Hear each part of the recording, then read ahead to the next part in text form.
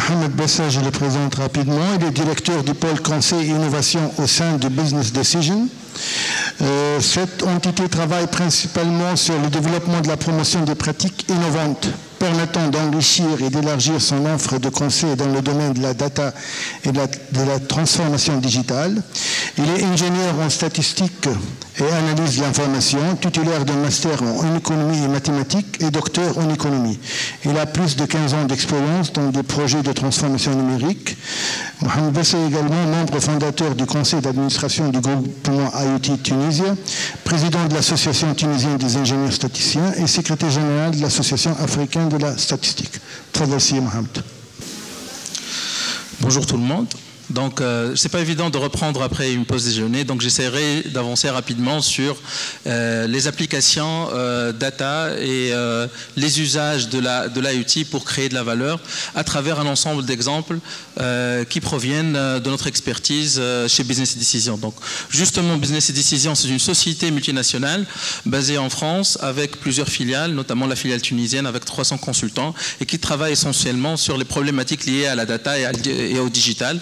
Et notre ADN, c'est l'ROI au carré, c'est-à-dire que nous, on pense que la création de la valeur se fait à travers les données. Et comment on met en application cette idée-là? C'est à travers nos projets, c'est à travers la collecte de différentes données en provenance de différentes sources d'informations, les données que produit le client, les données que produit les produits eux-mêmes, les sociétés qui génèrent de nouveaux usages à travers de nouveaux capteurs, à travers de l'innovation technologique. Tout ça véhicule à travers les différents nouveaux canaux, notamment le canal digital, les ERP, les outils décisionnels pour pouvoir créer de nouveaux usages, donc de la valeur. Donc, il y a une transformation de données qui se fait à travers cette chaîne d'intelligence qui démarre par l'IoT, par la captation des données en provenant de différentes sources d'informations pour pouvoir créer de la valeur et augmenter le retour sur investissement. Alors, comment on fait dans nos projets? Le point de départ, c'est toujours la collecte des données. Les données qui existent au sein de l'entreprise, qui sont générées par les différents ERP, les différentes bases de données qu'on retrouve dans la société, mais aussi les nouvelles sources d'informations en provenance des objets connectés qui génèrent aujourd'hui une masse très très importante de l'information. À cela aussi, on rajoute tout ce que génère aussi la trace digitale, les informations qui sont collectées à travers la navigation, la vente en ligne, etc., qui sont utilisées. Sur ces données-là, on embarque de l'intelligence pour pouvoir les transformer en usages utiles, créatrices de valeur. Et là, c'est le cycle data captation et data exploitation. Donc, je reviens sur l'ROI au carré, c'est la combinaison entre le data et le digital qui permet de créer de nouveaux usages. Ces nouveaux usages sont créateurs de valeur et cette valeur permet de résoudre deux problèmes fondamentaux qui augmentent le ROI. Soit on réduit les coûts, et la réduction des coûts se fait essentiellement par la réduction de fraude, la prévention des incidents, les processus d'approvisionnement, le calcul des risques, ou alors l'augmentation du revenu à travers la création de nouvelles offres, le ciblage fin de la clientèle, tout ce qui est réduction du taux de churn, tout ce qui est augmentation de l'appétence client. Donc l'équation est très simple. Aller chercher les données sont générées soit par l'IoT, soit par le digital, les transformer en information, embarquer de l'intelligence sur ces données à travers tout ce qui est machine learning, intelligence artificielle, deep learning, etc., les injecter dans le système pour pouvoir dégager de la valeur à travers deux leviers, notamment la réduction des coûts et la création de revenus. Donc là, c'est une introduction que j'ai voulu faire par rapport à l'expertise de Business Decision et la façon d'attaquer l'IoT chez Business Decision et comment on commence par l'exploitation des données et comment on transforme les données en valeur. J'ai commencé par... J'ai essayé d'avoir des statistiques, je pense que vous avez vu beaucoup de statistiques en relation avec l'utilisation des objets connectés et je pense qu'on peut aller de kit au double. Il y a une véritable accélération de la masse d'objets connectés avec en 2016 17 milliards de données d'objets connectés et ce chiffre pourrait se multiplier par 5 d'ici 2025. Donc de l'autre côté, comment on s'attaque aux données? L'impact sur les données, c'est une multiplication au minimum par 6 de la masse de données générés par les différents objets connectés. Donc on assiste là à une véritable accélération, à un véritable boom des données en provenance de ces différentes applications et ces différents objets connectés. La question qu'on pourra se poser, comment on va exploiter ces données? Déjà, il faudra résoudre la partie stockage, mais je pense que ça s'est résolu en partie grâce à la technologie Big Data. Mais la deuxième partie, c'est la partie utilisation des données. La première partie, c'est l'intelligence qu'on va embarquer sur les données, mais aussi comment injecter cette intelligence dans le processus de production pour créer de la valeur. Alors, là, la réponse est très simple. On est dans un cercle vertueux où on a nos objets connectés qui génèrent des données qui proviennent du terrain. Aujourd'hui, nous avons connaissance de tout ce qui se passe sur le terrain grâce aux capteurs, grâce aux données générées par les capteurs. Les informations sont en quasi temps réel, c'est-à-dire qu'on est capable de connaître en temps réel la température, la pression, la concentration en CO2, etc. Un ensemble de données qui sont très utiles pour perfectionner la chaîne de production. Et ces données sont injectées dans des solutions, des plateformes dites Big Data, qui comportent aussi des outils dits intelligents qui permettent de faire des analyses en temps réel. Ces analyses vont permettre aussi de donner des informations utiles pour les objets connectés pour donner plus d'efficacité à ces objets connectés. Donc là, on est dans un cercle vertueux où il y a une création de données, un traitement de données. Ces traitements de données dégagent de l'information. Cette information, elle est utile pour l'objet connecté lui-même. Et là, on appelle de smart objets connectés. C'est l'intelligence qui est embarquée sur ces objets connectés pour pouvoir conseiller, pour pouvoir ramener de l'efficacité, ramener de l'efficience et aussi, et donc par cela, dégager encore une fois la valeur. Donc permettez-moi, à travers un ensemble d'exemples, de projets que nous avons réalisés, de vous montrer un peu l'application de ce que je viens de dire, de ce cercle vertueux. Le premier exemple, c'est en relation avec le secteur agroalimentaire. Et là, encore une fois, on récupère des informations sur le processus de fermentation du vin pour pouvoir interagir avec le processus de fermentation à travers tout ce qui est concentration en bactéries, concentration en CO2, un ensemble d'informations qui sont utiles pour pouvoir conditionner la machine et faire des injections dans le cycle de fermentation lui-même pour garantir la qualité et surtout la stabilité du goût du produit tout au long de la chaîne de production. Donc là, la Big Data, elle intervient directement dans la chaîne de production à travers les données collectées par les capteurs embarqués dans les caves de production qui sont utilisées sur une plateforme cloud pour pouvoir faire activer aussi des machines capables d'injecter en temps réel les doses nécessaires pour pouvoir garantir le bon fonctionnement du cycle de fermentation et aussi capable de maintenir le goût d'une année à une autre. Une autre application qui est liée au monde industriel, et là, on est vraiment dans l'application de la chaîne de production, dans la chaîne de production, et l'idée est de réduire ou de limiter le taux de rebut dans la chaîne de production elle-même. L'idée est de détecter le rebut à l'avance, de pouvoir agir pour éliminer le lot comportant le rebut à travers un ensemble d'algorithmes intelligents. Donc l'idée initiale est de collecter les données et de pouvoir tourner des modèles d'intelligence artificielle, de machine learning, etc., pour pouvoir expliquer certains défauts de fabrication. Une fois qu'on les détecte, on sera capable de garantir un apprentissage de la machine et donc minimiser le taux de rejet. Ça, c'était la première étape de ce projet. Après, on s'est dit pourquoi on ne fait pas de la prévision ? Pourquoi on n'anticipe pas sur les pannes? Et là, la chaîne de production elle-même arrive à isoler le lot comportant des défauts de fabrication, et donc ça permet de ne pas bloquer la chaîne de production. Et donc, on a rajouté de la puissance à ces algorithmes analytiques pour pouvoir prévoir avec une grande précision le taux ou les lots qui comportent des rebuts, et ça a permis de converger, d'aller vers un taux de défaut zéro, cible, qui a permis de minimiser les coûts liés à l'arrêt de la chaîne de production et aussi qui a permis de capitaliser sur les informations générées par les différents capteurs installés sur la chaîne de production. Un troisième exemple, je pense que ça a été traité abondamment dans les différents panels liés à la Big Data, à la Big Data et l'IoT, c'est tout ce qui est maintenance intelligente ou la maintenance 4.0.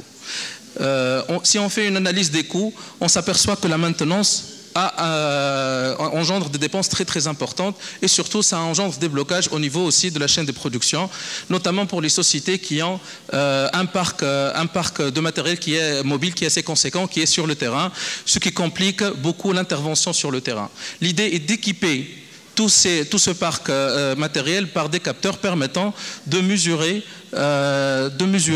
un ensemble d'indicateurs liés à la qualité de terrain, au nombre de beaucoup d'indicateurs, le nombre de vibrations effectivement, le nombre d'arrêts, la nature du terrain, etc. Toutes ces informations sont moulinées pour savoir quel est l'impact sur les différentes pièces de ce parc qui est sur place sur le chantier.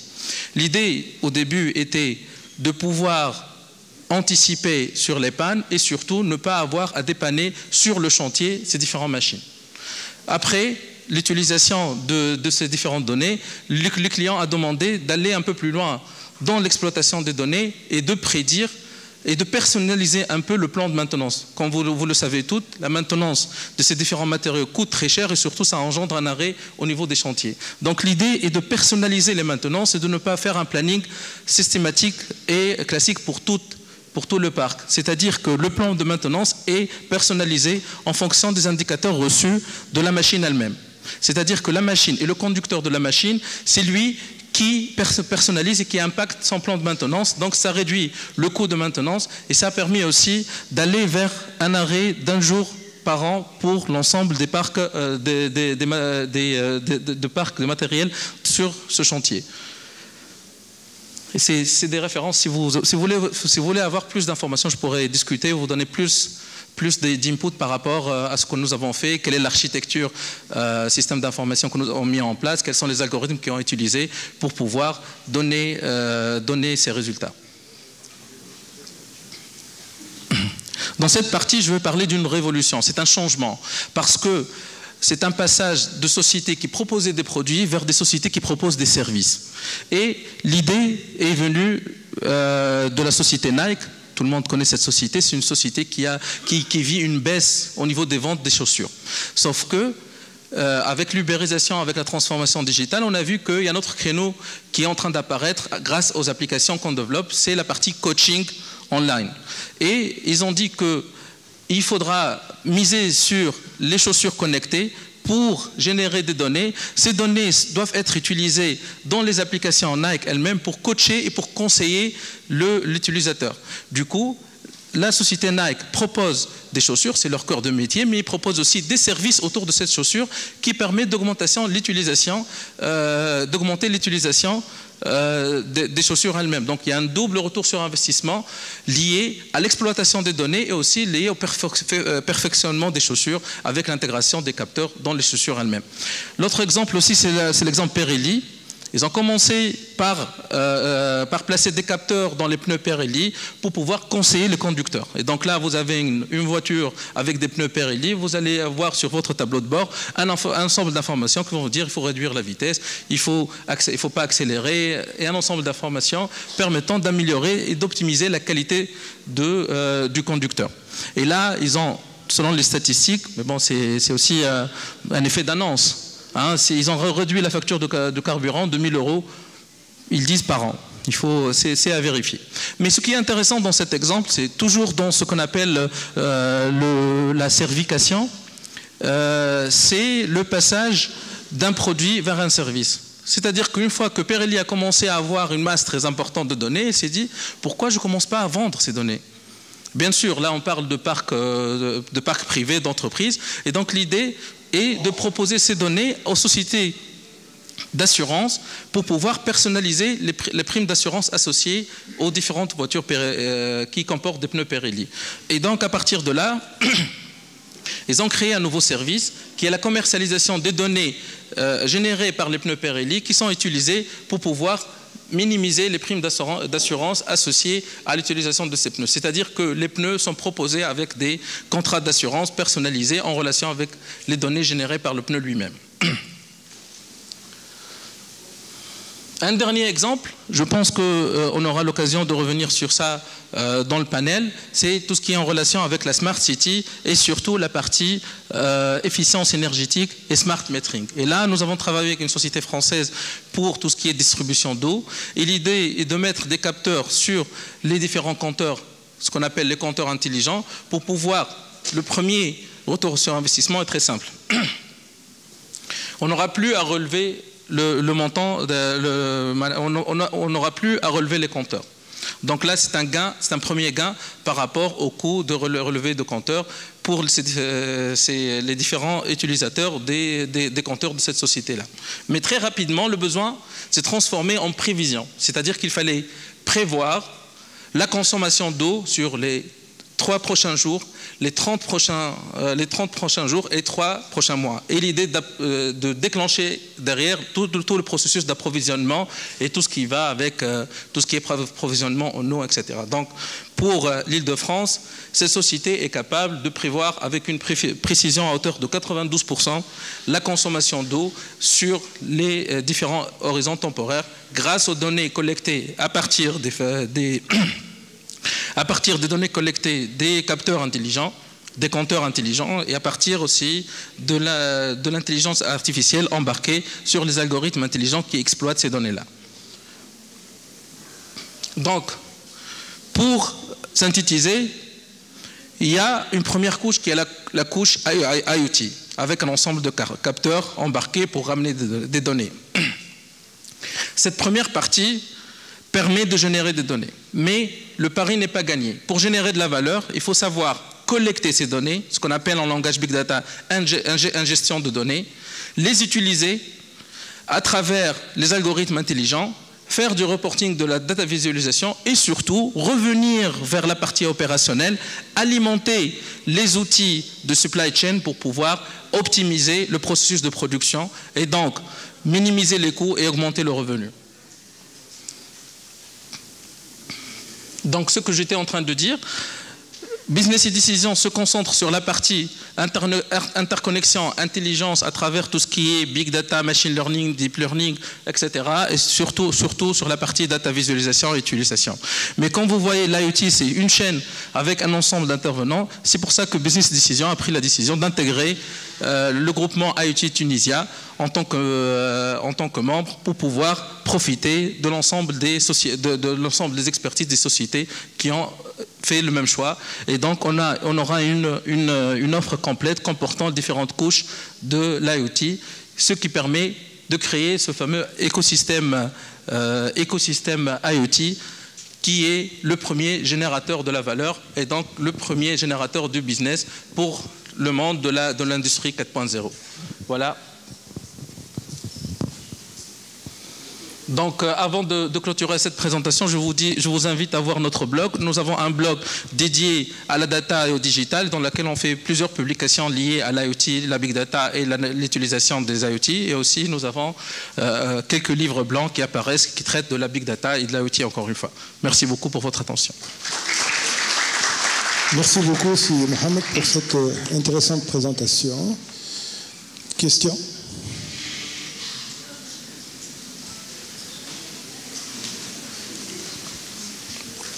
Pas de questions?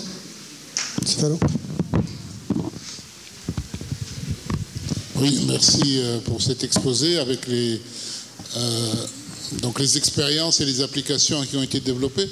Je voulais avoir une idée par rapport à ces applications qui ont été développées en Tunisie et le retour d'acceptabilité ou la réaction des donneurs d'ordre par rapport à ce type d'application, si l'on existe. Merci. Alors, comme vous l'avez sans doute remarqué, la majorité des exemples, si ce n'est pas tous les exemples, proviennent malheureusement de nos clients qui sont en Europe. Par contre, il y a plusieurs projets qu'on est en train de faire, mais en mode prototype. C'est-à-dire qu'on essaie de faire des proof of concept sur des problématiques spécifiques en faisant appel à la big data et à l'analytics. Notre incubateur aussi, dans notre incubateur, on essaie aussi de développer des solutions IoT avec cette couche Big Data pour pouvoir aussi attaquer de nouveaux clients. Un dernier prototype que nous sommes en train de concevoir dans notre incubateur en Tunisie permet de géolocaliser les employés d'une entreprise, d'une ONG qui travaillent, qui opèrent dans des zones à risque. Et là, ce qu'on appelle les ceintures connectées, c'est une ceinture connectée qui va permettre de géolocaliser et d'envoyer un signal si jamais la personne est en danger à distance. Et ces données sont récupérées par notre plateforme Big Data et ça permet de voir, de monitorer en temps réel l'emplacement de ces différents employés. Mais pour ne rien vous cacher, j'avoue que c'est assez embryonnaire comme projet, lié surtout à l'IoT et à la Big Data. Quoique, chez les opérateurs téléphoniques, il y a une réflexion très importante autour de la Big Data et de ses utilisations. Et nous avons eu l'occasion de travailler avec plusieurs opérateurs sur des problématiques liées surtout à la détection de churn, tout ce qui est ciblage fin de la clientèle, la proposition de nouveaux services en utilisant la géolocalisation et le profil client. Voilà. Merci. On a une deuxième question ici. Bonjour, merci pour votre présentation. Moi, j'ai une question plutôt sur le positionnement de Business & Decisions. Moi, je vous ai connu ça remonte un peu à 10 ans en France. Donc, moi, je vous avais comme prestataire en fait dans le groupe Orange. Et donc, je vous connais très bien sur vos compétences BI, donc tout ce qui est traitement. Vous étiez excellent là-dedans. Et là, je suis vraiment surpris de vous voir dans l'IoT en fait. Donc, j'essaie de comprendre depuis tout à l'heure. Comment vous avez pu prendre le virage? Est-ce que c'est pas opportuniste? Ça, c'est la première question. Et deuxième, c'est pour ça que je pense que la première question était effectivement, vous avez répondu à partir de prototypes, donc vous n'êtes pas vraiment encore, on va dire, dans la dynamique.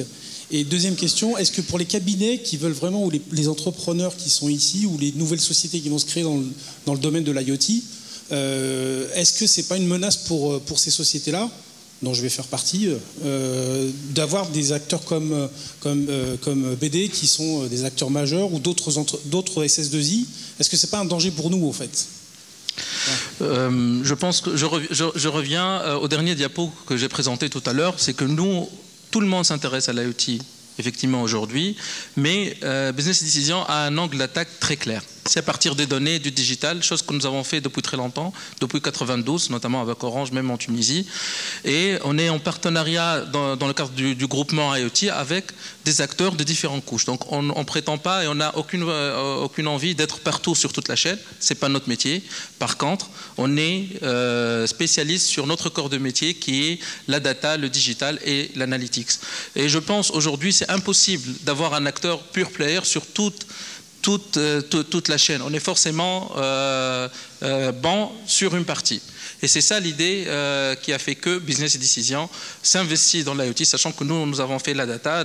L'extension naturelle de la data, c'est la big data. Et aujourd'hui, le principal client de la data, c'est les objets connectés qui sont devenus aujourd'hui fournisseurs de données.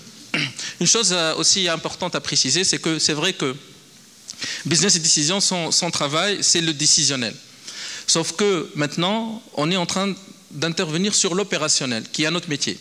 Sauf que aujourd'hui, avec la BI en temps réel, avec l'intelligence en temps réel, avec les plateformes, je voulais présenter quelques plateformes, on arrive à faire de l'ingestion de données temps réel, de tourner des algorithmes intelligents en temps réel et d'injecter ces informations en temps réel et donc d'intervenir avec la chaîne de production. Donc il y a un dogme qui a disparu, qui est la séparation entre l'opérationnel et le décisionnel, qui a été facilité aussi par l'avènement de la big data et à travers la puissance de calcul fournie par les différentes plateformes qui avant étaient des plateformes pures décisionnelles et aujourd'hui ils ont étendu leur palette de produits pour couvrir tout ce qui est IoT et être sur toute la chaîne. Je pouvais très bien aussi présenter les partenaires, les éditeurs avec qui nous avons travaillé. Vous allez voir que c'est des éditeurs connus et reconnus sur la partie décisionnelle et qui sont aujourd'hui naturellement sur la partie IoT. Très bien, merci. On prend une troisième question. D'accord. Alors, dans tous les cas, on va revenir dans le cadre du mini-panel après la deuxième présentation. Alors, on passe tout de suite. Merci beaucoup encore. On passe à la deuxième présentation, Industrie 4.0 et retour d'expérience avec M. Pascal Laurent. J'invite. Alors, Pascal Laurent est directeur Industrie 4.0 en France. Il est en charge du déploiement de la stratégie 4.0 dans les usines Bosch et vers le marché. Il est rattaché au président Bosch France et Benelux. Bien sûr. Excusez-moi. Voilà. C'est mieux avec le micro. Bonjour à toutes et à tous, merci de m'avoir accueilli pour cette journée, ce congrès sur l'Internet des objets.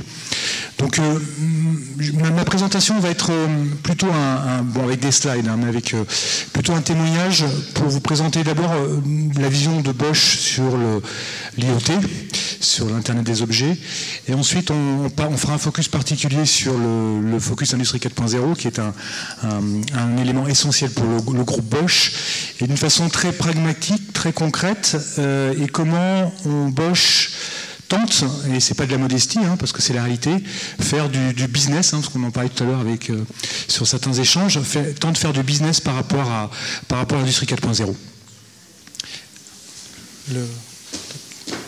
Ah, il est là, très bien. Alors, c'est comme ça chez Bosch, on présente toujours le groupe pour commencer, mais c'est pour donner une bonne dimension et pour bien comprendre un peu les enjeux du groupe. Alors ce qu'il faut retenir par rapport à ces slides, c'est d'abord, c'est une grande entreprise, 70 milliards d'euros de chiffre d'affaires, 375 000 collaborateurs, et je pense qu'on est plus proche des 400 000 cette année. Après, ce qu'il faut retenir, au-delà que c'est un groupe allemand, c'est beaucoup d'innovation. C'est 10% du chiffre d'affaires en innovation. C'est une obligation pour continuer à progresser. Et on ne voit pas très bien, c'est dommage, c'est le nombre d'usines. C'est 270 usines à travers le monde. Donc ça, c'est un message très important dans le sens où Bosch, nous sommes un manufacturier.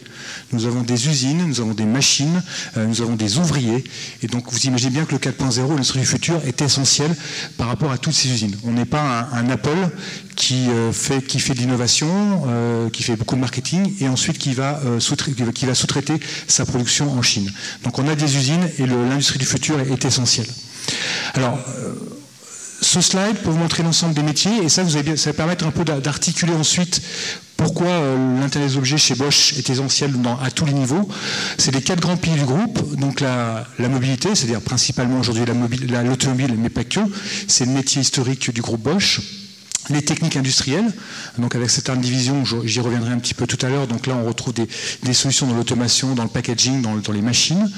Tout ce qui est technique après pour l'énergie et les bâtiments, donc là c'est tout ce qui est système de chauffage, de climatisation, tout ce qui est système de sécurité, donc là on commence à voir des rapprochements avec la Smart City, avec le Smart Building, et tout ce qui est biens de consommation, donc ce qui est connu le plus du grand public, c'est l'outillage et l'électroménager, et là aussi on commence à parler pas mal de connectivité. Je vais revenir sur ce slide. C'est un peu improvisé, mais je souhaite le faire. On se dit, un groupe comme ça, qu'est-ce qui peut arriver à un groupe comme ça? 70 milliards, 400 000 personnes. Eh bien, détrompez-vous. Le groupe est en pleine modification, c'est pas restructuration parce que c'est un sens négatif, mais repense complètement sa vision et son modèle. On vient du hardware, on fabrique des produits, des machines d'usinage. Et aujourd'hui, notre CEO actuel est en train de basculer complètement l'entreprise et il annonce chez Bosch, toutes les pièces, tous les objets qui sortiront d'une production devront être connectés à horizon 2020, je crois, de mémoire. Donc ça, c'est un message fort. C'est un message très très fort, ce qui n'était pas le cas avant. On fabriquait des injecteurs diesel et c'est tout. Il fallait être bon en usinage et c'est à peu près tout. Autre message fort, Bosch deviendra une boîte de logiciels. Voilà, c'était un peu le cas de l'automobile avec les calculateurs, mais là c'est aussi un autre message fort. Boîte de logiciels, mécanique, il y a quand même un pas. Et ça, c'est l'objectif du groupe, c'est de ne pas devenir le futur Kodak, un géant qui s'est écroulé en quelques années. Ne pas devenir un Nokia, ne pas devenir un Ericsson. Et ça, c'est des cas concrets d'aujourd'hui. Des entreprises qui étaient puissantes sur le marché, qui ont disparu parce que le modèle économique a changé. Donc la vision, elle est là, c'est l'Internet des objets, c'est essentiel. Je dirais que c'est une question de survie pour le groupe Bosch et au niveau de sa transformation. Donc j'espère que ce message pour vous est bien passé, et c'est pas parce qu'on s'appelle Bosch qu'on ne doit pas aller vers l'Internet des objets. Je vais passer une petite vidéo qui montre la vision du groupe, elle dure 1 minute, et la vision du groupe d'une façon globale sur l'Internet des objets. Et là, vous allez voir un peu le parallèle avec les divisions que je vous ai présentées. Un petit peu de son. Ouais. Attends, un petit problème technique. And healthcare more efficient. In every sphere, Bosch is working toward a connected world. A world that opens up possibilities no one could ever have imagined. So let's go beyond building connected devices. Let's build connections with real benefit around the world, across the web, within the cloud. Let's connect founders with funders, dreamers with doers, parts with the whole. Let's link the virtual and the physical and leave a lasting legacy in our world. Let's be simply connected. Voilà, donc ça, on voit le changement de Bosch qui sera présent à la fois dans la mobilité. Donc on voit la partie connectée de mobilité. Donc là, c'est le chemin de modèle. Je vous ai présenté tout à l'heure un peu les différentes couches, mobilité, le bâtiment, etc. Et voilà le nouveau modèle Bosch. C'est quoi? C'est des services associés, de la connectivité pour tout l'ensemble des métiers de Bosch. D'abord la mobilité avec la voiture autonome par exemple, qui est bien sûr un niveau technologique qui est incroyable et qui est annoncé, pas que chez Bosch, mais qui est annoncé en 2020 sur les autoroutes et pas que sur les autoroutes. Toute la partie Connected Building intégrant la partie Smart City, donc Bosch est présent dans cette thématique-là. La partie connectée d'énergie, donc ça a été évoqué, et tout ce qui est partie connectée d'industrie.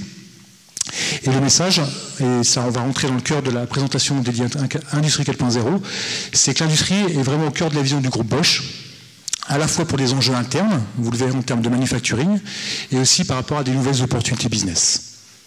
Alors, je pense que ça, vous le connaissez certainement, on le revoit sur l'évolution de la partie au niveau des transformations et des révolutions. Donc on a commencé par la partie mécanisation, donc ça c'était il y a déjà bien longtemps, arrivé à l'électrification de la machine à vapeur, donc là les méthodes Ford, donc ça c'était plutôt dans les années 50. Est arrivé la digitalisation, l'automation, donc ça c'était plutôt la robotique, c'était l'automatisation des usines. Beaucoup d'entreprises aujourd'hui en sont encore là, dont certaines encore citent Bosch. Et beaucoup d'entreprises se disent déjà 4.0, mais ce n'est pas du tout le cas. On est encore dans le domaine de l'automation, on a l'automatisme à tout va, des robots à tout va. Et le 4.0, eh bien, c'est le vrai sujet, c'est la connectivité au niveau des usines, au niveau des machines, au niveau des hommes, avec un message aussi très important, c'est l'homme au centre, et l'homme reprend le pouvoir par rapport à cette situation vis-à-vis de ces machines. Il faut savoir qu'en France, parce que je suis Bosch France, la France a raté le virage automation 3.0 et va bien sûr vers la connectée industrie. Et pour vous donner un ordre d'idée, par exemple en France, 30 000 robots installés, en Allemagne 180 000. Tout est dit. L'industrie française a malheureusement décliné ces 20 dernières années et c'est dû à un mauvais passage vers l'automation. Donc l'enjeu notamment par rapport à la France, c'est de réussir cette transformation numérique au niveau connecté pour retrouver de l'air et retrouver un dynamisme au niveau industriel. Donc je ne suis pas là pour parler de la France, mais c'est aussi un message pour les industriels tunisiens, c'est pensez-y, si vous n'êtes pas passé à l'automation, c'est pas très grave, continuez à travailler sur ce sujet-là et pensez tout de suite, pour au moins pas perdre, pour pas être trop en retard, passer à la partie Industrie 4.0.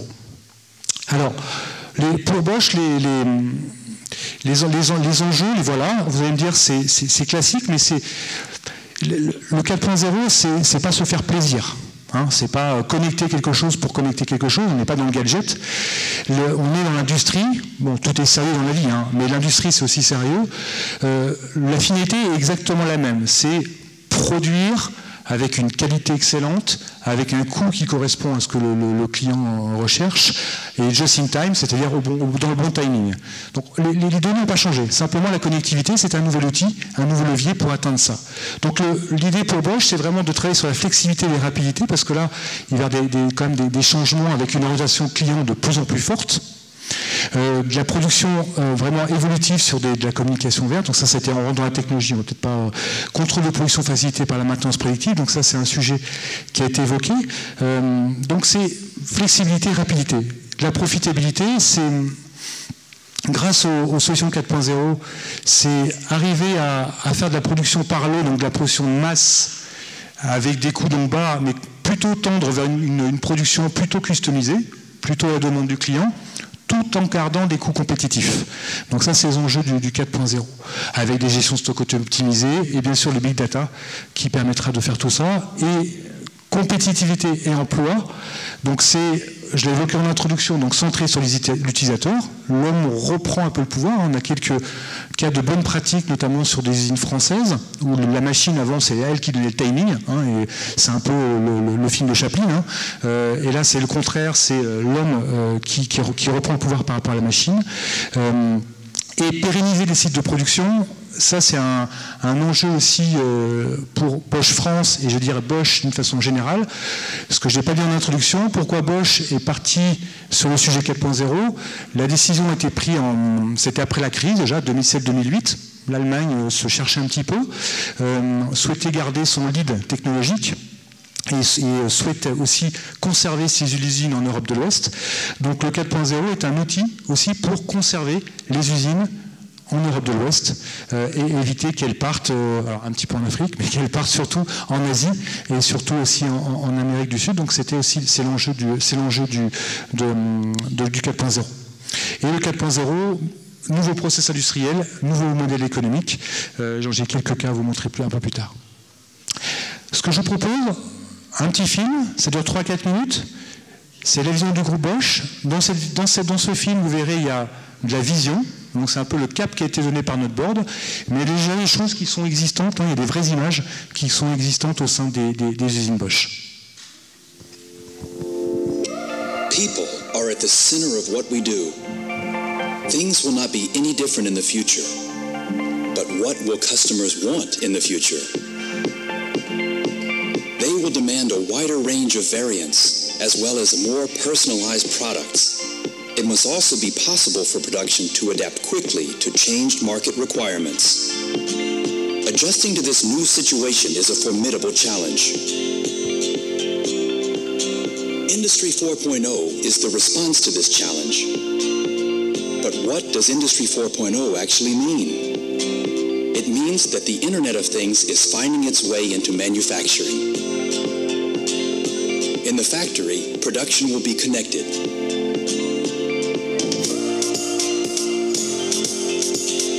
People are in control of this fourth industrial revolution. One of its features is the global connectivity of value chains across companies. For example, the configuration and personalization of cars will take on a new dimension in the future. It will be possible to freely select the size and shape of the car's information display. No two cars will ever be alike again. They will be individually tailored to customers' needs. The automaker generates design data from the 3D model and sends the data to various suppliers. There, the data undergoes a final virtual design and testing process. This is how the personalized information display we saw earlier will be created.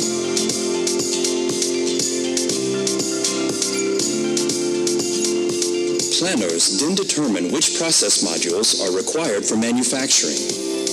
There will hardly be any more need for special machinery. Planning and modification cycles will be significantly shorter. The in-plant flows of supplier parts and finished parts will also be optimized. The production process starts from virtual representations. The internet-based system then puts together the ideal manufacturing line on the factory floor.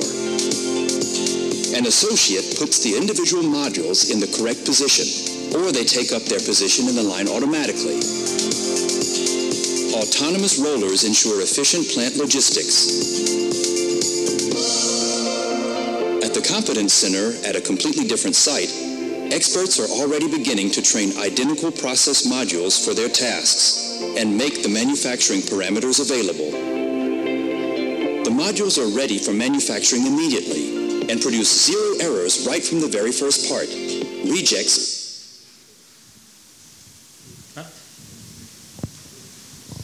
Je ne peux pas vous le faire en off, je ne la connais pas par cœur. Il n'y a plus de son. Bon. Et j'ai les principaux messages qui sont passés. On a vu toute la supply chain. Au début, c'était le besoin client qui customisait son produit. Et là, on est pratiquement à la livraison où on va faire un tracking, notamment des pièces, des colis, tout au long de la supply chain. Et via le cloud, puisque Bosch a son propre cloud pour un peu se désengager des GAFA et d'être autonome par rapport à ça, donc pour tous nos objets connectés. Ok, ouais, c'est bon, on va passer. Très bien. Donc ce que vous avez vu, c'était la vision.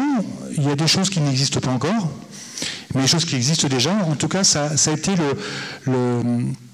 la ligne conductrice qui a été donnée par le top management. Parce que ce qu'il faut se rendre compte, dans notre entreprise, on peut s'imaginer 400 000 personnes, c'est puissant, on ne se trompe jamais, c'est loin d'être le cas. Sachez que c'est loin d'être le cas. Et ce qui était remarquable par rapport au déploiement du 4.0, c'est que vous imaginez bien ce que vous avez vu, l'usine du futur, bon, il y a l'usine réelle, on ne va pas raser nos 270 usines, et puis investir des milliards d'euros pour refaire des machines connectées qui ont 6 mois d'âge. Donc il était essentiel pour nous de mettre en route on va dire toutes les 400 000 personnes au niveau du sens. Donc on a élaboré une stratégie qu'on appelle la double stratégie, la double compétence, et on a la chance d'avoir cette double compétence, c'est qu'on a à la fois un utilisateur avec nos 270 usines, mais aussi un fournisseur de technologie avec des divisions commerciales, dont certaines que vous devez connaître, en tout cas qui sont présentes en Tunisie, comme Bosch Rexroth, mais aussi des divisions comme Bosch Software Innovation, qui fait donc du soft, Bosch Packaging, Bosch Atmo, qui est plutôt là dans la partie manufacturing, etc. etc.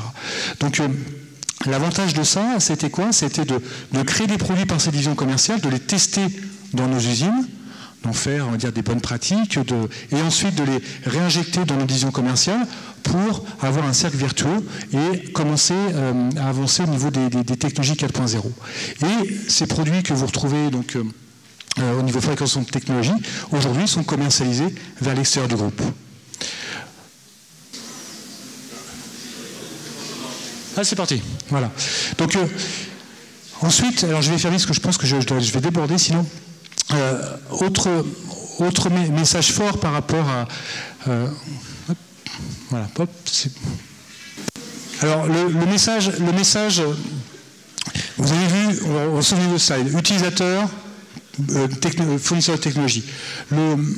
Et là, on commence à parler de business. C'était des échanges qui ont été évoqués tout à l'heure, mais c'est bien de faire la connectivité, mais parlons d'argent maintenant, parce que c'est bien de se faire plaisir, mais parler d'argent. Le message du board qui a été donné, c'était sur 2 niveaux. Tout d'abord, au niveau des usines, nos 270 usines, elles ont un objectif. Alors là, on est sur le... Voilà. Donc là, vous avez les briques technologiques, pardon, je reviens en arrière, donc des fabrications de technologie. Et ce qui est demandé par le board, c'est de faire 1 milliard d'euros de vente de produits issus de nos différentes expériences et nos différentes divisions commerciales, de produits, de solutions et services d'ici 2020. Ça paraît énorme, mais c'est l'objectif. Et là, toute l'entreprise est en train de se mettre en route pour faire des produits avec Rexroth, dit Automation 4.0, des solutions de robots collaboratifs qui sont aujourd'hui disponibles à la vente, et des solutions software, notamment pour tout ce qui est maintenance prédictive ou autre. L'autre élément, donc là, c'est particulièrement par rapport à la France, mais c'est de faire 1 milliard d'euros de gains de productivité. Donc l'idée du groupe, c'est de conserver sa compétitivité au niveau industriel, et c'est grâce au levier 4.0 de faire 1 milliard d'euros de gains de compétitivité d'ici 2020, ce qui est énorme, ce qui représente à peu près 30%, ce qui est énorme. Et on est sur le plan. Et ça, c'est l'objectif, c'est ce que j'ai évoqué, c'est rester dans la course par rapport à la compétition mondiale, aux 270 usines. Et particulièrement en France, donc on a la chance d'avoir encore 10 usines, dont 5 qui sont labellisées 4.0. Et l'enjeu pour Bosch France, donc pour mon président, c'est justement de garder les usines en France grâce au 4.0. Alors, ensuite, quand on a dit ça, comment on a fait ? Ça n'a pas été un investissement en des milliards et des milliards, c'était pas le but du jeu. J'ai dit des messages, c'était une volonté du groupe de 400 000 personnes, c'est quand même un mastodon, 400 000 personnes à faire bouger. 3, il faut aller vite, et 4, on a le droit de se tromper. Je ne sais pas si j'ai dit, mais c'est pas grave, je passe le message. Donc, comment on a déployé le 4.0 au niveau de nos usines ? C'était simple, c'est-à-dire que le board a dit j'ai une vision, je sais qu'il faut y aller, mais il a l'honnêteté de dire je ne sais pas comment il faut y aller. Je ne vais pas dire je veux pour mes 270 usines qu'on les équipe de réalité augmentée, qu'on achète 3000 robots Kobo. Non, on n'a pas fait comme ça. On a laissé la liberté au niveau des usines. C'est ce qu'on a fait, on a redonné mode collaboratif, on a redonné la liberté au niveau des usines. Donc on a pris les usines, on leur a dit maintenant vous avez du budget, on vous autorise à avoir du temps, on vous autorise à vous tromper, créer des équipes projets multidisciplinaires, des techniciens, des gens de la production, des ressources humaines, l'informatique industrielle, l'informatique IT, etc., etc. Et on leur a demandé de créer, pour vous, le 4.0, sur votre usine, sur votre site, qu'est-ce que c'est, qu'est-ce que vous avez besoin. Ça, premier élément, ça a permis de mettre l'homme au centre du sujet, ce que vous évoquez. Deuxième élément, c'est de mettre en route la machine. Parce que 400 000 personnes à bouger, c'est énorme. C'est une décision qui vient d'en haut. Il y a toujours un management intermédiaire qui est un peu qui freine un petit peu. Et avant que ça arrive et que ça se fait ses effets, c'est plusieurs années. L'intérêt, c'est que ça a mis, dès 2013, ça a permis de démarrer le sujet très rapidement. Et ensuite, donc, ces usines ont créé 10 projets de leur propre initiative. Ces projets, méthode d'idéation classique, les méthodes de projet, il y en a qui meurent, il y en a qui vivent. Il y avait en moyenne 2 projets qui vivaient par usine. On leur a demandé d'avoir un ROI très court, un retour sur investissement très court, pour être efficace, pour montrer que ça marche et qu'on n'est pas que dans un slide, parce que c'est de la réalité. Et ensuite, les meilleurs projets sont remontés en centrale.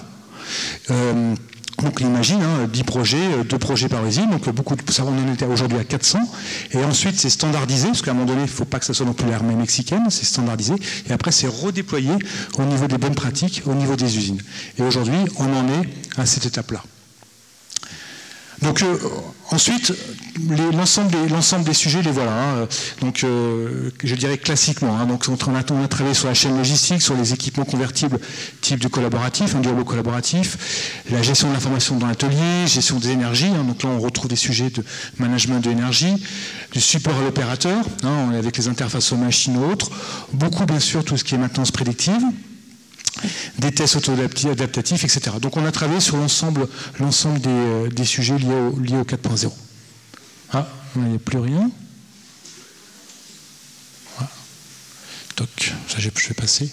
Voilà, donc après quelques exemples concrets, avant de terminer. Type, donc c'est le 4.0 selon Bosch, on n'est pas uniquement dans l'IoT, c'est déjà le zéro papier, avec des dashboards, donc ça c'est un produit qui a été créé par Bosch, pour Bosch au départ, qui remplace, quand vous connaissez, si vous êtes déjà déplacé dans une usine, vous avez des points qualité, des points où les gens font des réunions le matin avec les équipes, et vous avez chez Bosch des dizaines de mètres de choses punisées avec des KPIs, des tours des problèmes qu'il y a eu la veille, etc., etc. Donc déjà, premier élément, c'est qu'on va vers zéro papier, le digital au maximum. Donc on a créé des dashboards qui vont remonter les informations via les ERP, via le MES, etc., etc. Et ça, c'est un produit qui a été fait par Bosch, pour Bosch, et maintenant qui est disponible à la vente via l'entité commerciale Rexroth. Après, pour Bosch, le 4.0, c'est aussi ça. On est en concret, C'est fabrication c'est un poste de travail on peut penser tout à fait standard, mais qui ne l'est pas du tout, puisque il est équipé ici, je crois que j'ai un slide spécifique d'une visseuse dans les opérations de vissage connecté, donc une visseuse qui va remonter de la data, pour savoir à combien on visse, quel couple, quel angle, avec un GPS dessus pour savoir que l'opérateur il a le droit de visser ici et pas ici au niveau de la pièce, par exemple. Ici, un vidéoprojecteur intelligent qui permet de faire une lumière sur la pièce à prendre par l'opérateur, et ici une visualisation en 2D ou en 3D pour montrer à l'opérateur comment il doit assembler le produit. Alors pourquoi ça? C'est un peu ce que j'évoquais en introduction, c'est savoir produire avec des coûts minimes, avec de plus en plus des produits qui sont customisés. Donc aujourd'hui, un opérateur, il a peut-être 15 ou 20 types de pièces à fabriquer différentes dans la journée, donc il faut l'accompagner. Du robot collaboratif, donc ça vous l'avez vu dans la vidéo, qui permet de travailler avec l'humain grâce, on ne va pas rentrer dans la technique, mais grâce à une peau qui est ici, qui permet au robot de s'arrêter à 5 cm quand l'opérateur s'approche, avec des caméras où il se repère dans l'espace. Bon, je suis à votre disposition si vous voulez un peu plus d'informations techniques. C'est aussi ce type d'appareil, donc c'est des terminaux qui permettent dans une usine, donc vous voyez, hein, c'est chiffré à chaque fois, hein, il y a les ROI, il y a tout ce qu'il faut pour montrer que c'est des choses qu'on gagne de l'argent avec. Donc c'est un terminal mobile d'atelier qui permet de faire des gestions d'appels d'urgence, des gestions d'événements. Donc l'opérateur concrètement vient scanner sa machine. En instantané, il voit combien produit sa machine, quels incidents elles ont eu, et s'il y a un problème sur la machine, de faire appel à la maintenance. Et la maintenance vient, reprend l'appareil et a accès à la documentation technique, etc. etc. Monitorer une machine avec des capteurs donc température, vibration, etc., etc. Ou aussi monitorer différentes sources automates, hein, n'importe quelle marque avec n'importe quel type de protocole, et via une gateway de remonter de l'information pour faire un suivi par rapport à un soft qui était développé par Bosch, et après imaginer de faire de la maintenance prédictive ou préventive par rapport à cette machine. Un autre ça ce que j'évoquais, c'est la visseuse. Aussi tout ce qui est lunettes connectées. Donc ce qui est intéressant, c'est ces lunettes connectées, elle a été faite par une usine à côté de Lyon, à Vénissieux exactement. Et c'est ici un projet qui était au départ local et qui est remonté en centrale, aujourd'hui qui est benchmarké et maintenant qui est commercialisé. Donc ça, c'est une lunette connectée qui permet de faire de la checklist contrôle qualité. L'opérateur, en fin de compte, voit une pièce en réel, on lui demande de la comparer par rapport à une checklist, il la voit en virtuel et il doit checker à chaque fois si c'est bon ou pas bon. Si la pièce n'est pas bonne, ça prend une photo en automatique via lunette et ça vient remonter le défaut à l'ERP. Et ça, c'est une invention complètement interne par un homme qui s'appelle Eric Payan, qui est basé à Vénissieux. Ça, c'est peut-être intéressant pour vous pour faire des essais. Hein. C'est ce qu'on appelle l'USDK. Donc c'est un petit capteur. C'est pas qu'un capteur, c'est une petite boîte, pardon, qu'on voit ici, et qui est bardée de capteurs. Donc en fin de compte, ce que je n'ai pas dit, c'est que Bosch, pourquoi on est venu aussi vers l'IoT, c'est que Bosch est le premier fabricant au monde de MEMS, hein, puisqu'on fabrique 4 milliards de MEMS par an. C'est une des raisons pourquoi on va vers l'IoT. Donc il y a plein de capteurs, accéléromètres, magnétomètres, hein, vous voyez, et c'est une petite boîte avec Bluetooth, avec tout ce qu'il faut, avec le soft qui va avec, qui vous permet de faire de l'expérience. Vous montez sur une machine, vous montez sur un tracteur, hein, peu importe, hein, et ça permet, avec l'ensemble des capteurs, de remonter de la data et faire son expérience, faire des POC par rapport à certains sujets. Donc ça pourrait être un sujet pour les étudiants qui pourrait vraiment être très intéressant. En plus, en termes économiques, c'est très très accessible. Et l'autre transformation du groupe, là vous avez vu, on avait plein de produits, tous ces produits, nous les vendons, hein. Donc on parle de business, hein. Attention, on parle de business, ça fera plaisir à la personne qui posait la question ce matin. Et autre particularité, et j'en ai pratiquement terminé, c'est on s'est rendu compte aussi qu'on se devait d'accompagner les entreprises, puisque c'est vrai que Bosch, on a une maturité par rapport au 4.0, et ce qu'on a décidé, c'est pour faire du business additionnel, de proposer des séminaires, des formations, du consulting. Donc ce que l'on fait, en fin de compte, on prend des experts de nos usines, hein, qui ont maturé le projet pendant X années. On ne parle pas de consultants Boston Consulting, Roland Berger, hein, mais on prend d'une personne qui est spécialiste en RFID, qui est spécialiste en cobotique, qui est spécialiste avec un ERP, et eh bien, on va lui dire, voilà, va chez ce client-là, va l'accompagner par rapport à sa transformation digitale. Voilà ce que je souhaitais vous présenter. Je ne sais pas si j'étais en timing, je crois que j'ai un peu débordé. Merci beaucoup, M. Lorrain, pour cette intéressante présentation. Alors, des questions?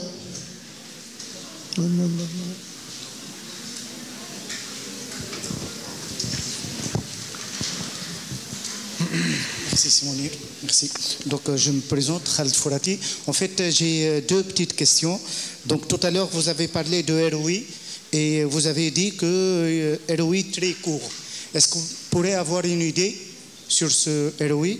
Et la deuxième question, pour faire transformer une usine actuelle vers 4.0, la durée moyenne, vous pouvez prendre l'exemple de la France, pour les 5 usines, combien ça a pris de temps pour basculer vers le 4.0? Merci. Alors, par rapport à la première question, les ROI demandés, c'était de 6 à 24 mois maximum. Voilà, donc relativement court. Hein, donc ça, c'est l'enjeu. Par rapport à simplement, il faut que ça soit financièrement efficace et que ça ne soit pas gadget en fin de compte, hein, parce qu'il y a eu beaucoup de POC à un moment donné qui étaient quand même très gadget avec des investissements lourds qui ne correspondaient pas à un besoin. Donc ROI 6 à 24 mois. Généralement, le sponsor, c'était le directeur de l'usine qui était pilote du projet. Et par rapport à la deuxième question, j'ai pas la réponse parce que c'est pas terminé. On a commencé, le groupe Bosch a commencé en 2013. Les effets ont commencé à, c'est 2014-2015, donc on est en cours. On a un plan jusqu'en 2020 et on a des usines qui sont plus ou moins avancées en fonction de leur puissance financière, de leurs machines existantes, etc. En France, on est plutôt pas trop mal, plutôt bien. Sur les 10 usines, on en a 5, c'est un label interne, qu'on a tamponné 4.0. En Allemagne, un peu plus, bon, voilà, parce que c'est souvent ces usines mères, ce qu'on appelle les usines mères qui sont là-bas. Voilà, donc ma réponse, on n'a pas encore terminé. Sachez qu'on se veut modeste par rapport à ça. On est peut-être en avance de phase sur un sujet, mais on se veut modeste. Et en France, on organise aussi ce qu'on appelle Industrie 4.0 Tour. Donc on ouvre nos usines pour faire visiter aux industriels, pour leur montrer comment on a fait. Donc il y a un but, je dirais, ça peut paraître bizarre, mais dans Bosch France, il y a France, donc un but citoyen. Parce que pour Bosch France, si les industriels autour disparaissent, eh bien on a un problème d'écosystème. Donc en les accompagnant, on se renforce nous-mêmes. Et ça nous permet de benchmarker, parce qu'on a à apprendre aussi des autres. Et puis aussi, on fait du business. C'est-à-dire que comme c'est un showcase, vous avez vu que les produits Rexroth, etc. sont montrés en grande nature. Ça permet aussi de montrer nos produits en vrai. Et après, en espérant de vendre ces solutions, en étant tout à fait honnête. Merci. Nous avons une deuxième question. Merci. Donc, je vous remercie pour ce retour d'expérience. Donc ma question, c'est par rapport au groupe Bosch, parce que contrairement à Business Decision, par exemple, tout à l'heure, qui intervenait sur juste une partie de la chaîne de l'IoT, pour Bosch, on a l'impression qu'il veut maîtriser toute la chaîne. Bon, c'est grâce au groupe, quelque part, parce que vous avez une partie software, hardware, mais est-ce que la question s'est posée, par exemple, à un certain moment, que voilà, il y avait quelque chose que vous ne faisiez pas avant, et que vous aviez dû changer votre business model ou entrer dans un secteur que vous ne maîtrisiez pas à la base, ou bien est-ce que vous auriez opté pour, par exemple, un partenariat avec d'autres? Donc, parce que c'est pas évident, j'imagine, pour une industrie, que ce soit tunisienne ou même ailleurs, à l'international, de pouvoir maîtriser toute la chaîne. Donc, quelle décision à prendre pour votre groupe? Peut-être c'était possible de... Bon, je ne suis pas le CEO de Bosch, mais... d'accord. Mais... c'est clair qu'on vient du hardware. J'ai évoqué, on vient du hardware. Aujourd'hui, on monte vers le soft, l'Internet des objets, le soft, parce qu'on veut vendre aussi des services supplémentaires, comme tout le monde. Quand on parle de mobilité, et pour Bosch, d'ailleurs, avant on ne disait pas mobilité, on disait automobile. Maintenant, on dit mobilité parce que s'il y a aussi le service à côté, on fait aussi de e-bike, on fait dans le railway, mais aussi on vend des applicatifs. On a créé des applications car sharing, par exemple, en Allemagne.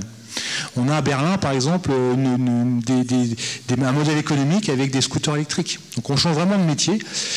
Pour y arriver, déjà, on a un cap, donc déjà c'est bien parce qu'on a une vision. 2, on rachète des entreprises. Quand je prends Bosch Software Innovation, c'est une entreprise qui a été rachetée il y a 5 ans pour accompagner la stratégie. Et 3, on ne veut pas le faire tout seul. Bosch, historiquement, on est une fondation, donc on est ouvert au monde. On a des partenariats stratégiques avec SAP, avec GE Digital, je crois que c'était évoqué à un moment donné. Donc on fait des partenariats. Je reprends par exemple un adage qui est de dire l'innovation pour d'innovation, ça ne sert pas à grand chose. Faut aller vers le business. Donc faire de l'innovation et on l'ouvre. C'est ce que fait d'ailleurs Tesla actuellement. Ils déposent pratiquement pas de brevets parce qu'ils ont une volonté de conquête. Bon, nous, notre côté, c'est faire du partenariat, faire de la R&D et l'ouvrir aux autres pour que le marché devienne plus mature plus vite, pour que les compétiteurs à la rigueur puissent venir sur le marché aussi. J'ai un exemple, alors j'ai pas d'exemple concret, j'ai un trou, mais je prends un vieil exemple chez Bosch, donc on voit que c'est dans les gènes. C'est le CAN Open, le CAN pardon. Donc le CAN c'est quoi? C'est un bus, c'est le protocole qui est dans les voitures, ce qu'on appelle le multiplexage. Ça c'est une invention de Bosch. Bosch aurait pu prendre le réflexe à l'époque, dire je suis propriétaire, je le garde, comme ça j'aurai que mes injecteurs, que mon ABS, mon ESP, etc., qui sera connecté. Non, ils l'ont ouvert, il n'y a pas eu de brevet, ça a permis à des concurrents de venir, mais ça a ouvert le marché et aujourd'hui toutes les voitures ont du multiplexage. Ça, je parle il y a plus de 20 ans. Donc je pense qu'on est tout à fait dans la même approche. Je ne sais pas si j'ai répondu à la question.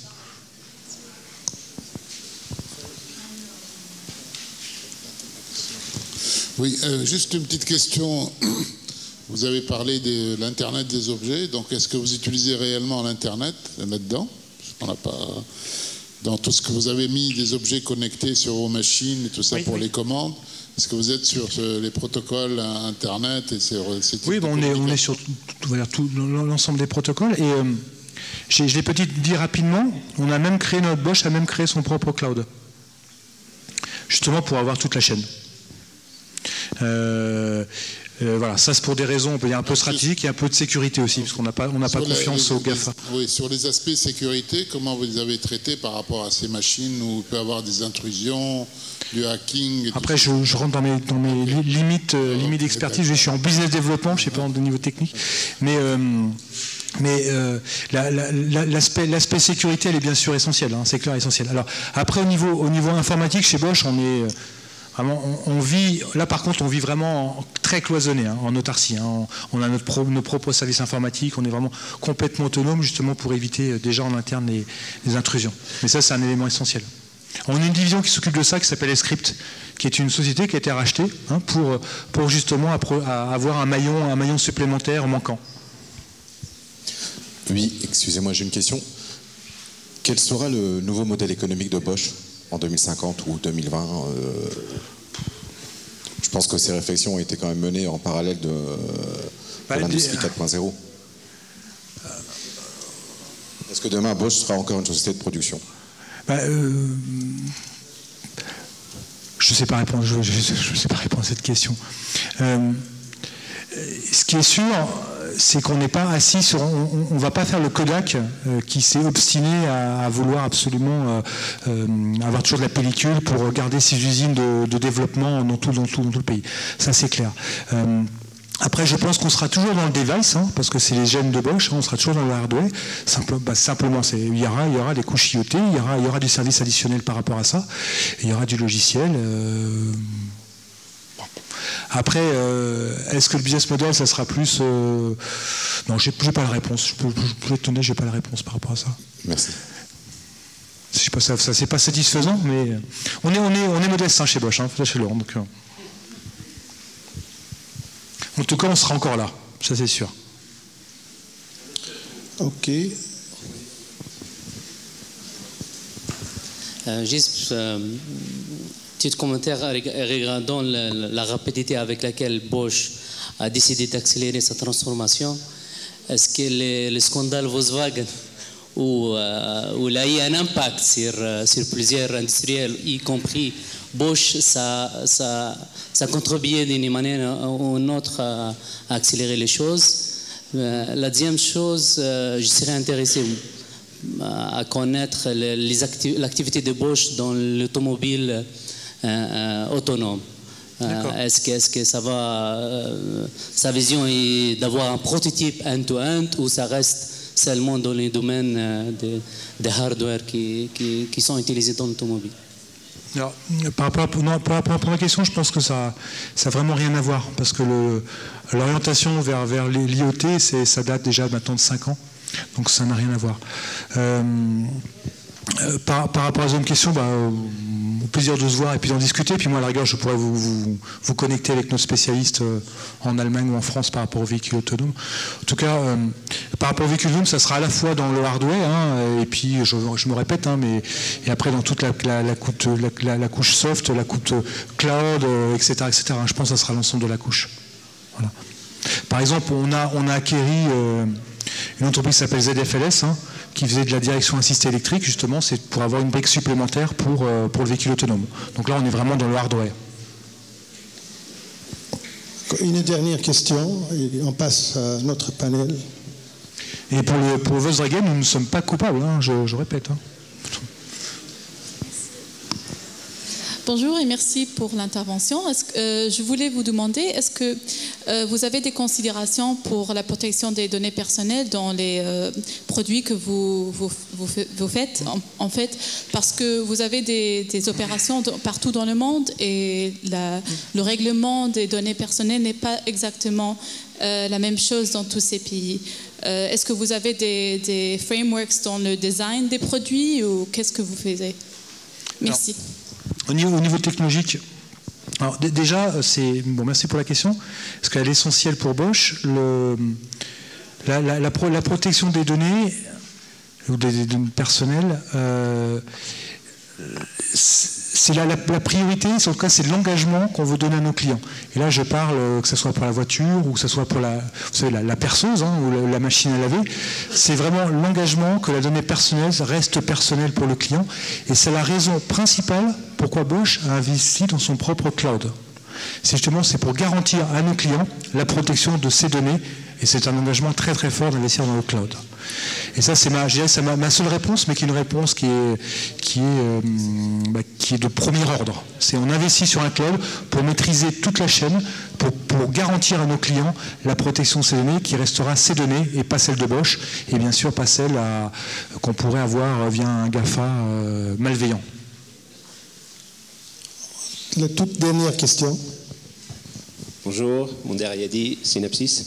Je voulais savoir donc quel est on va dire le niveau d'interaction du groupe Bosch, notamment en France avec les startups, que ce soit on va dire dans l'écosystème, donc dans la région parisienne ou éventuellement si on englobe un peu partout en France, dans une démarche open innovation. Donc on voulait savoir un peu plus sur ce thème-là. Oui. Alors il y a au niveau du groupe Bosch, il y a un capital d'investissement, donc il y a une structure qui existe pour essayer de détecter des belles startups et d'investir dans ces startups. Donc il y a une structure pour ça, donc si vous connaissez des belles startups, pourquoi pas. Après, au niveau France, il y a un projet, mais ça reste en projet pour l'instant, de faire un pôle innovation à Saint-Ouen, donc au siège de Bosch France. J'ai mangé le nom de code du projet, mais bon, peu importe. On profite d'un nouveau bâtiment pour créer justement un fab pour éventuellement accueillir des startups. C'est pas encore très développé en France, mais on le souhaite. Par contre, en Allemagne, un peu plus. On reste quand même très centralisé sur ces sujets-là. Bon. Pourtant, on fait tout, nous, pour montrer que les ingénieurs français sont bons, sont moins chers que les Allemands, sont moins incrémentales, parce que l'ingénieur allemand est très incrémental, il améliore, mais il ne crée pas. Voilà. Alors que l'ingénieur français est plutôt peut imaginer d'autres modèles. Et j'en discutais avec mon collègue hier soir au dîner. Pour les ingénieurs tunisiens aussi, ça peut être aussi une belle opportunité, ou les chercheurs, puisque l'Allemagne est en déficit de matière grise. Donc sachez-le. Donc il y a des belles carrières à faire en Allemagne, pour tout le monde. Pour les Français, pour les Tunisiens aussi. Vraiment une toute dernière. Bonjour. J'ai vu que vous avez cité des exemples concrets d'objets connectés, comme la perceuse d'objets connectés. Oui. Et vous avez dit que, en fait, vous pouvez savoir si on a percé ici ou là, oui. Via une puce GPS. Oui. Par contre, la puce GPS, en fait, elle n'est pas assez précise. Elle a une précision d'une dizaine de mètres. Et surtout, si on est à ciel couvert, on ne peut pas être précis en fait pour savoir si on a précis. Il n'y a pas que du GPS. Celle du GPS, il y a deux types de vissage chez Bosch. Il y a ce qu'on appelle un gamme Power Tool, donc plutôt d'outillage professionnel pour le bâtiment. Voilà, vous voyez. Donc là, ce qu'on recherche dans la détection de la position de la visseuse, c'est qu'elle ne sorte pas du chantier. En clair, le vol, c'est ça. Et après, il y a celles qui sont dans les ateliers, où là, c'est pas les mêmes visseuses en termes de précision. Et là, c'est par triangulation de radar, je ne sais pas exactement techniquement, qui permet d'être beaucoup plus précise. L'idée, c'est pas d'être précis, on n'est pas sur un robot là.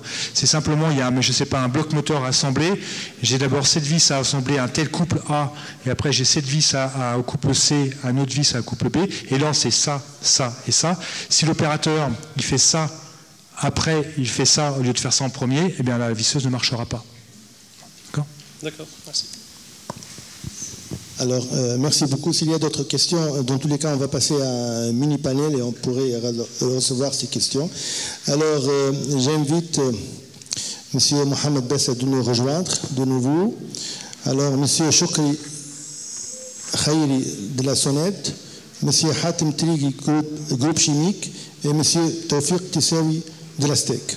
Alors, merci encore une fois. Alors, nous avons écouté les deux présentations sur les chaînes de valeur et nous avons alors vu comment nous sommes en train de vivre la 4e révolution avec le Big Data et comment extraire alors l'intelligence du Big Data avec l'IoT. Et maintenant, on va passer un peu, on va entrer dans les détails plus avec les présents ici. Alors, j'ai préparé quelques questions. Je vais commencer avec la première question. Quelle est votre stratégie afin de considérer l'IoT comme vecteur d'innovation dans vos entreprises et quelle est votre vision pour la transition vers l'IoT? Bon, Tissaoui Taoufiq, je suis chef département système d'information de la STEC. Donc, concernant l'IoT, en fait, nous, à la STEC, nous avons entamé un projet important, un projet de Smart Grid. Je vais vous donner un petit aperçu sur ce projet. Je vais commencer par le contexte de ce projet. En fait, ce sont deux contextes, un contexte international et un contexte national. Pour le contexte international, il tourne autour de nouveaux virages technologiques et énergétiques, surtout avec l'introduction des énergies renouvelables. Pour le contexte national, il tourne autour de 4 points. Le premier point consiste à faire des perspectives d'intégration de 30% des énergies renouvelables aux horizons de 2030. Le deuxième point, il s'agit d'augmenter de l'augmentation soutenue de la pointe de la demande estivale. Le troisième point consiste pour minimiser le niveau élevé des pertes et d'impayés. Et le quatrième point consiste à améliorer les services offerts aux clients. Alors, quels sont les apports escomptés de ce projet? Ces apports tournent autour de 4 axes. Le premier axe, c'est un axe d'amélioration du système de facturation et de la qualité de service et réduction des impayés. Un deuxième axe de réduction des pertes techniques et commerciales. Un troisième axe d'optimisation d'équilibre production-demande. Et un quatrième axe, favoriser l'intégration massive des énergies renouvelables et de production décentralisée. Alors, quelle est la démarche adaptée par la STEC? Premièrement, élaborer une feuille de route qui est maintenant en cours et qui va finir vers la fin de 2017. Ensuite, on va entamer des projets pilotes. Enfin, on va en faire un déploiement progressif. Un premier déploiement de petite échelle à l'ordre de 1%. Un deuxième déploiement à grande échelle à l'ordre de 10%. Et ensuite, un déploiement généralisé. Alors, à cet effet, le système d'information de la STEC doit s'adapter aux exigences de ce projet. De quel côté?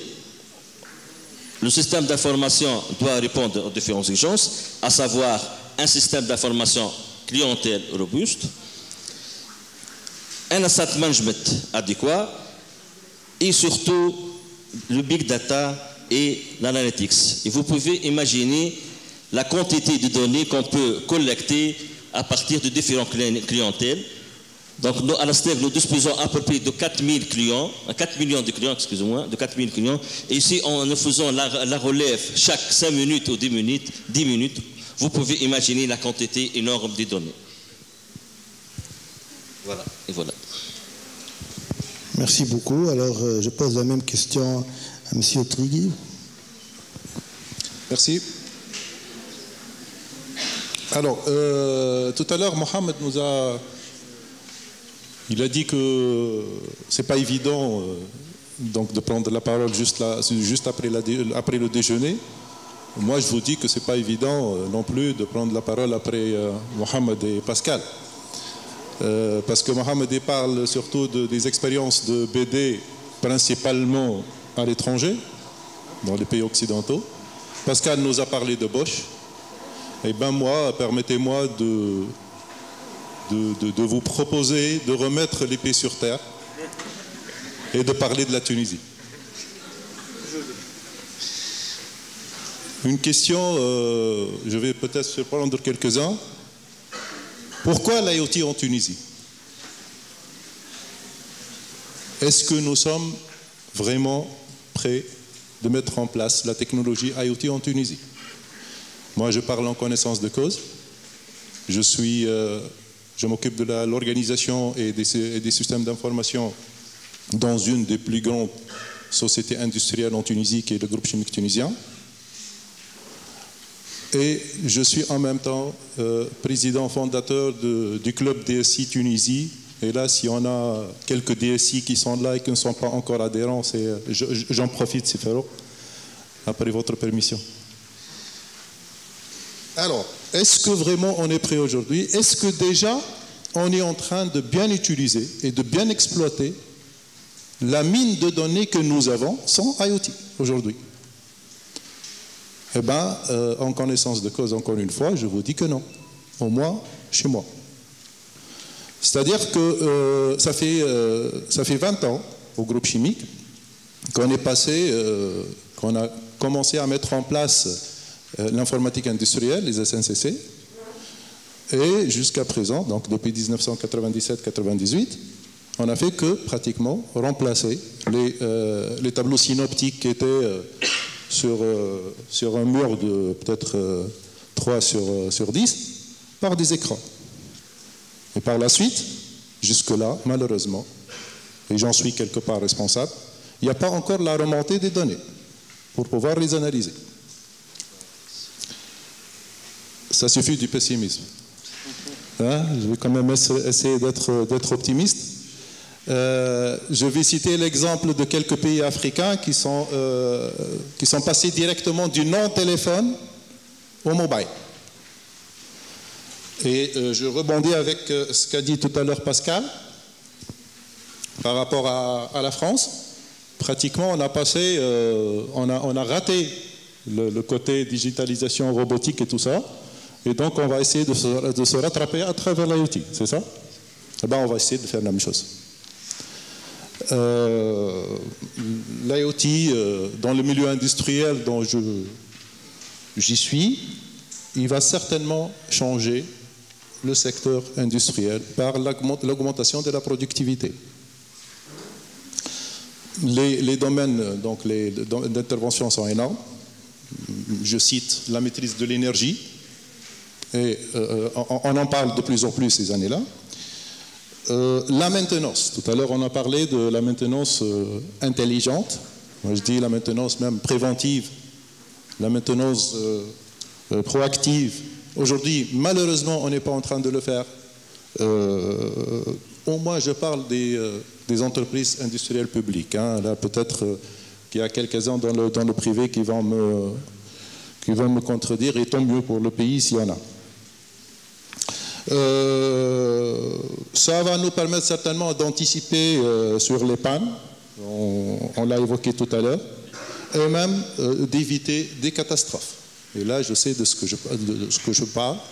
Effectivement, on a eu des incidents vraiment catastrophiques parce qu'on n'a pas bien mesuré l'impact de ne pas avoir la donnée à temps d'un équipement qui risque d'engendrer des catastrophes parce que tout simplement, on n'est pas en train de suivre et on n'est pas en train de remonter la donnée quand il faut et donc on n'est pas en train d'envoyer des alertes à temps. Bien sûr, l'IoT, certainement, ça va augmenter donc, le taux de sécurité. Et puis, et là je parle donc du groupe chimique tunisien et je crois que avant 2011, je parie que 20% d'entre vous ne connaissaient pas le groupe chimique tunisien. Après la révolution, on en parle de plus en plus, sur tous les plans, et principalement en ce qui concerne donc l'environnement. Hein, la SIAP en témoigne aujourd'hui. Donc, c'est un potentiel énorme, extraordinaire, pour le suivi des indicateurs environnementaux et remonter l'information, la donnée à temps, à travers, bien sûr, tout ce qui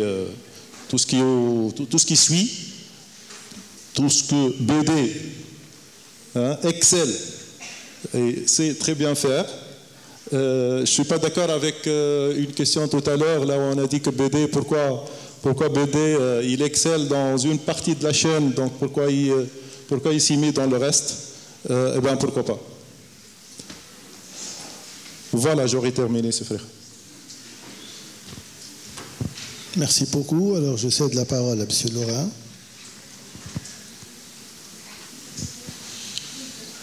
Je ne sais pas trop quoi rajouter par rapport à ce que j'ai pu vous dire tout à l'heure, par rapport alors, déjà, on est modeste chez Bosch, je ne voulais pas du tout, par rapport à la Tunisie, etc. En tout cas, c'est involontaire, c'est le cas. Voilà, et c'était... L'objectif de ma présentation, c'est vraiment partager des bonnes pratiques et puis de l'expérience réussie ou pas réussie. Ce que je pourrais ajouter par rapport à ma présentation, c'est le déploiement dans le groupe Bosch. Je vous l'ai expliqué, j'espère que c'était clair. Moi, en termes de retour d'expérience au conseil, c'est de passer rapidement dans le concret. Donc avoir peut-être des sponsors de grandes entreprises, l'État, je pense, mais aussi les entreprises privées, pour trouver des sujets ciblés, ciblés, et faire ce qui est déjà certainement le cas, je marche sur des œufs, mais faire un groupement où il y a les industriels, il y a l'État, il y a les ingénieurs, les écoles, etc., pour mettre en route la machine et trouver vos bonnes pratiques, vos cas d'usage, vos R&D, en restant ouvert bien sûr sur le monde par rapport à ce qui peut se faire en France ou en Allemagne, etc., mais faire votre propre expérience pour mettre en route cette machine au niveau de la Tunisie. Et l'Internet des objets, pour moi, ce que j'avais noté, les petites prises de notes, c'est vrai que ça peut être une rupture. Donc rupture, on a toujours peur qu'il y a danger, ça fait peur. Mais dans rupture, il y a création d'opportunités. Donc clairement, je pense qu'il faut le prendre comme une chance. Et c'est ce qu'a fait Bosch. On aurait pu se recroqueviller et rester sur nos fondamentaux. Non, il y a un changement de modèle, donc il faut le prendre pour une chance. Faire ses retours d'expérience, ne pas avoir peur de se tromper, accepter des erreurs pour derrière faire des belles choses au niveau des solutions. Non, voilà ce que je pouvais vous dire par rapport à cette expérience. Alors, merci Pascal pour la proposition. En fait, ce que j'ai voulu mettre l'accent sur le fait que ce n'est ni la technologie qui manque, ni justement les compétences qui manquent en Tunisie. Et là, je n'ai pas le droit de parler justement de manque de compétences parce que je vois beaucoup de mes enseignants qui sont là, au moins par respect. Donc, ce n'est pas ça le problème. Le problème chez nous, c'est un problème culturel. C'est-à-dire que je suis passé il n'y a pas trop longtemps, lorsque j'ai eu comme responsabilité, donc une nouvelle responsabilité, c'est l'informatique industrielle, et là, j'essaie justement de faire quelque chose dans ce sens, et bien justement, chose que je n'ai pas osé dire tout à l'heure, mais là, vous m'obligez, ce qu'on a fait justement depuis 20 ans, on a remplacé donc, les tableaux synoptiques de 15 ou 18 mètres carrés par un écran de 32 pouces ou 40 pouces, mais malheureusement, et j'ai peut-être honte de le dire, on utilise encore les préimprimés de 20 ans en arrière. C'est-à-dire que le même opérateur, il prenait c'est bon, vous entendez? Allô? C'est bon. Le même opérateur, il prenait les données il y a 20 ans du grand tableau, il les inscrit sur un formulaire, et puis donc il fait passer ce formulaire chez chef hiérarchique pour validation et tout ça, et puis ça passe à la saisie. Bon, il y a 20 ans, c'était une saisie sur multiplan, au Lotus 1, 2, 3. Aujourd'hui, c'est sur un ERP, oui. Mais malheureusement, la donnée n'est pas remontée d'une manière automatique. Eh ben, j'ai posé la question tout simplement. à ces opérateurs-là, qui étaient 2 ou 3 sur le même écran, eh ben, j'ai dit tout simplement, pourquoi vous faites ça? Est-ce que vous ne voyez pas que la donnée peut être remontée d'une manière automatique? Et est-ce que vraiment ça ne peut pas vous arranger? Eh bien, il m'a répondu, il m'a surpris, il m'a dit que non, ça ne nous arrange pas, parce que dans ce cas-là, nous, qu'est-ce qu'on va faire? Voilà, merci. Merci beaucoup. À mon avis, malgré ces difficultés, on n'a pas le choix parce que nous sommes en retard, je dirais, 10 ans. On n'a pas le choix que d'aller vers l'avant et une décision du premier responsable de l'entreprise, une décision stratégique qu'il fallait. Alors, on connaît tous ces problèmes, mais c'est une chance, il faut voir. Alors, l'IoT, c'est une chance et on parle aujourd'hui de la 4e révolution et si on va se concentrer sur des problèmes comme ça, on n'avance pas, alors on va être vraiment en arrière. Je pense qu'on peut arriver, puisqu'on a les compétences, on a la volonté, donc pourquoi pas aboutir. Si, Mohamed, pour rapport à votre exemple, réellement, ça aurait supprimé leur emploi ou pas? Ça aurait supprimé leur emploi s'ils auraient fait... D'accord. Oui, c'est un peu ça, oui. Parce que après, parce que cette problématique, on l'a aussi en France d'une façon générale. C'est-à-dire qu'il y a cette crainte, bon, c'est Pascal Orin qui parle, hein, mais la France qui a raté la 3e révolution, c'est ça, c'est le robot, la peur du robot, la lutte des classes, et à un moment donné, l'Allemand il a la capacité de dire oui, il faut y aller, les syndicaux vont dire ok, on y va, et 30 000, 180 000 robots en Allemagne. Mais c'est changement de métier après, donc ces collaborateurs, peut-être les accompagner vers d'autres métiers, mais c'est une problématique aussi chez Bosch, hein, pour leur expliquer. Je prenais par exemple les robots collaboratifs. Quand les opérateurs ont vu ces robots collaboratifs, il y a eu des premiers freins.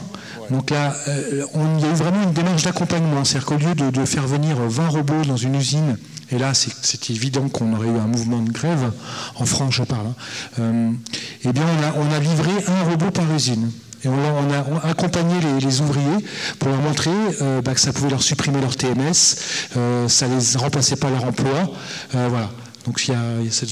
D'accord. Faut que j'arrête. Moi, de toute façon, je ne veux pas que m'en colle une étiquette de pessimisme. Hein, parce que, non, plutôt, je suis optimiste. Et dans ma première intervention, j'ai cité des exemples des gens qui ont passé donc, du non-téléphone vers le GSM. Et donc, on va le faire, et c'est notre responsabilité tous. Et c'est ma responsabilité, en premier lieu, au groupe chimique tunisien, et je vais le faire. Je voudrais juste rajouter une petite chose, c'est que on travaille de plus en plus souvent sur les schémas directeurs, les fameux schémas directeurs des entreprises en pleine transformation. Et le premier travail qu'on fait, c'est voir les anciens schémas directeurs. Et là, une petite recherche documentaire montre que les projets qui étaient en vogue à l'époque, c'était l'amélioration des ERP. Intégrer les ERP, intégration des données. Aujourd'hui, la pierre angulaire de tous les schémas directeurs 2017, 2020, 2021, 2025, c'est la transformation digitale et l'intégration de l'IoT dans la réduction des coûts et aussi la création de nouveaux usages à travers la big data.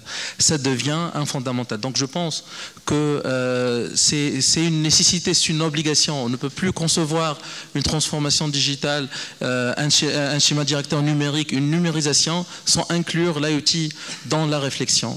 Et je pense que c'est très intelligent de lier l'IoT au business et au retour sur investissement. C'est par là qu'il faudra attaquer la transformation et c'est par là qu'il y a la valeur. Et justement, je pense que la Tunisie doit s'intéresser à cette problématique et surtout voir l'opportunité dans cette problématique-là. Donc je pense que ça sera une nécessité pour transformer l'ensemble des entreprises tunisiennes, effectivement. Tout à fait. Alors, je vous rejoins et surtout, on a le projet Tunisie Digital 2020, alors là, qui nous oblige alors d'aller vers ce sens, malgré toutes les difficultés qu'on rencontre. Alors, je vois qu'on n'a pas beaucoup de temps encore, mais j'ai une autre question, je me limite à cette question peut-être. Est-ce que c'est possible de partager vos données et expériences pour travailler dans des gros projets avec des universités ou bien des centres de recherche? Oui, bien sûr. surtout avec notre projet Smart Grid, pourquoi pas, surtout avec les universitaires, vu les apports qu'on peut avoir. Et surtout, autre chose, on va partager obligatoirement les données avec la clientèle. Surtout pour la STEC, si on va collecter les données, obligatoirement, on doit donner quelques données concernant sa consommation, sa puissance, etc., pour qu'il puisse maîtriser sa consommation. Voilà. Groupe chimique. Une question? Est-ce qu'on...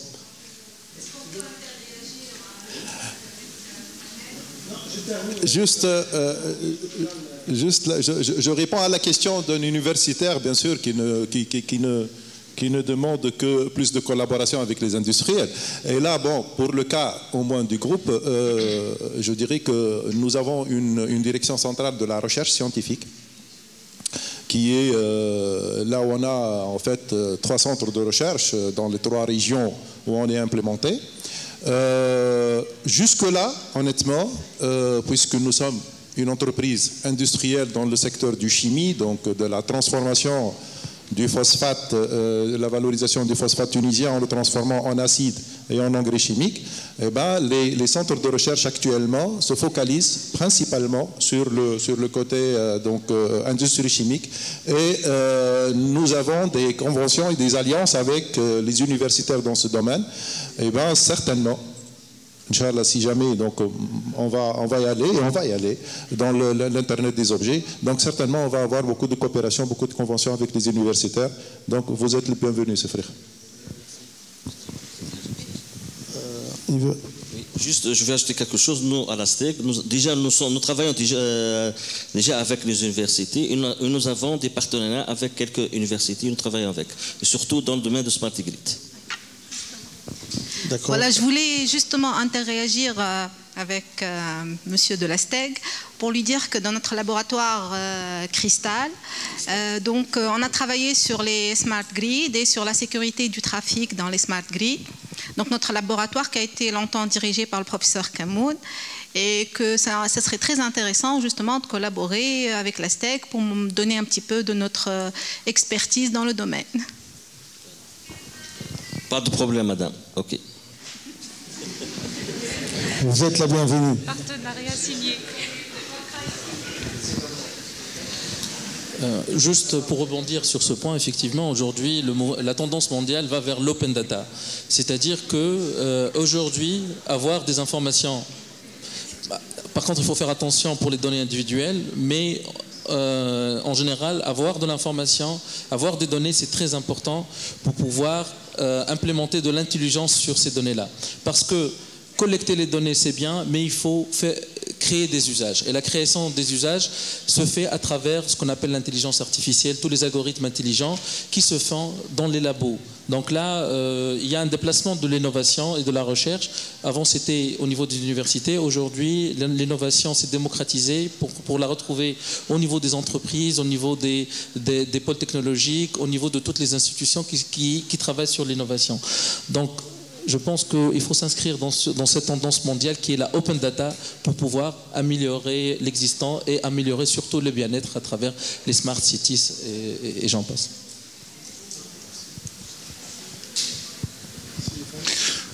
Merci pour vos interventions. Je voudrais juste insister sur le fait que nous avons 2 grandes entreprises tunisiennes qui peuvent être des locomotives pour tirer tout ce secteur.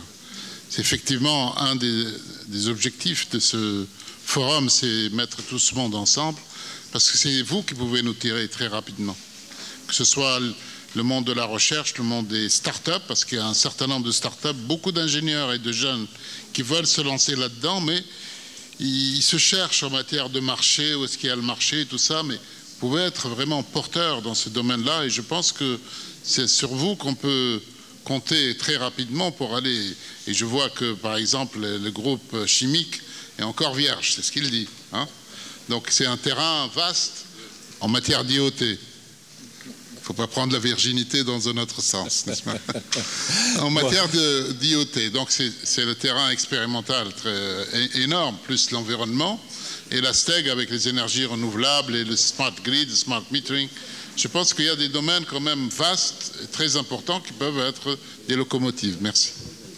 J'avoue que j'ai toujours eu peur des cols du professeur Farouk Kamoun, mais là, heureusement que ce n'était pas une question, c'est plutôt une remarque, une recommandation que je partage tout à fait. Alors on va prendre quelques questions. Merci.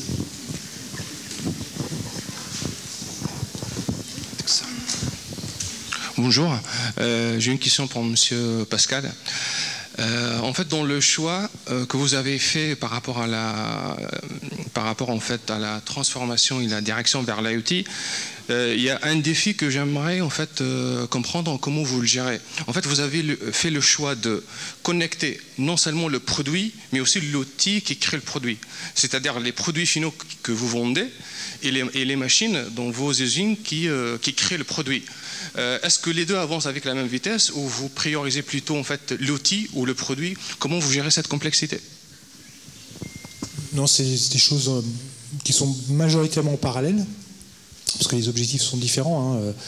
Une Smart Industry ou une Industrie 4.0, c'est les machines sont connectées pour mieux produire plus vite, etc. Et que la visseuse ou la machine à laver connectée, c'est plutôt là pour le consommateur final, c'est plutôt pour votre service. Donc ça avance chacun, on va dire chacun en parallèle, mais c'est une bonne question parce qu'il y a aussi quelquefois un lien entre les deux. Là me vient par exemple, alors ils sont quand même relativement rares, hein, mais aujourd'hui, peut-être pas demain. Mais il me vient un exemple notamment, c'est les chaudières. Donc en France, on a une usine. Alors je parle de la France parce que je connais plus la France. On a une usine de chaudière qui est à Drancy, bon peu importe. Elle a comme son intérêt, c'est qu'elle est un peu autonome par rapport à son innovation, etc. Et la chaudière est connectée vraiment tout au long de la chaîne de valeur. D'abord dans l'usine. Donc on va lui injecter quand elle a été fabriquée, comment elle a été fabriquée, par qui, ses performances lorsqu'elle est passée sur le banc de test, etc., etc. Cette machine, après, elle est livrée chez le client final, hein, via un installateur. Donc on sait après derrière qui a installé cette chaudière, hein, quel installateur, le plombier ou chauffagiste a fait l'installation. Et on continue à remonter de la data, c'est-à-dire que cette chaudière va continuer à remonter de la data à notre centre de SAV. Et quand cette chaudière va tomber en panne, ça va nous permettre de savoir, alors elle a été fabriquée à telle date, avec telle caractéristique technique, donc tout ça pour améliorer, on va dire, la qualité au niveau de nos produits. Et ça va même au-delà, c'est qu'en apprenant ce que fait le client avec la chaudière, est-ce qu'il utilise, je ne sais pas, 6 mois de l'année ou 3 mois de l'année, de telle façon, telle température, etc., etc. Cette donnée, on la remonte pour l'injecter au niveau de notre service innovation, R&D, pour que la prochaine génération de chaudières soit encore meilleure par rapport aux data qu'on aura récoltées au niveau de son utilisation. Et cette chaudière-là est même connectée, donc là on va même un peu loin dans le process, c'est qu'elle est connectée, elle va être capable de dire « attention, je vais tomber en panne », ce qui va alerter notre service, qu'on est complètement autonome, on a un call center, va avertir le call center. La personne va appeler Monsieur Durand, dire attention, votre chaudière risque de tomber en panne dans 2 jours. Comme elle est connectée, on sait quelle pièce va tomber en panne. On va passer une commande pour que notre réparateur local reçoive la nuit via DHL dans son camion qui a été lui-même géolocalisé en GPS pendant que le réparateur dort. On vient livrer dans son camion la bonne pièce pour que le lendemain matin, il puisse aller réparer en préventif la chaudière de Monsieur Durand. Je ne sais pas si vous m'avez suivi, mais donc votre question est excellente. C'est un seul exemple pour l'instant, mais notamment dans la voiture, hein, c'est un usage qui va être de plus en plus important de suivre, on va dire, de connecter toutes les pièces pour pouvoir après suivre tout au long de la vie de la voiture ou la vie de la chaudière et avoir de l'information et monter de la donnée. J'ai répondu à la question ? Trop long.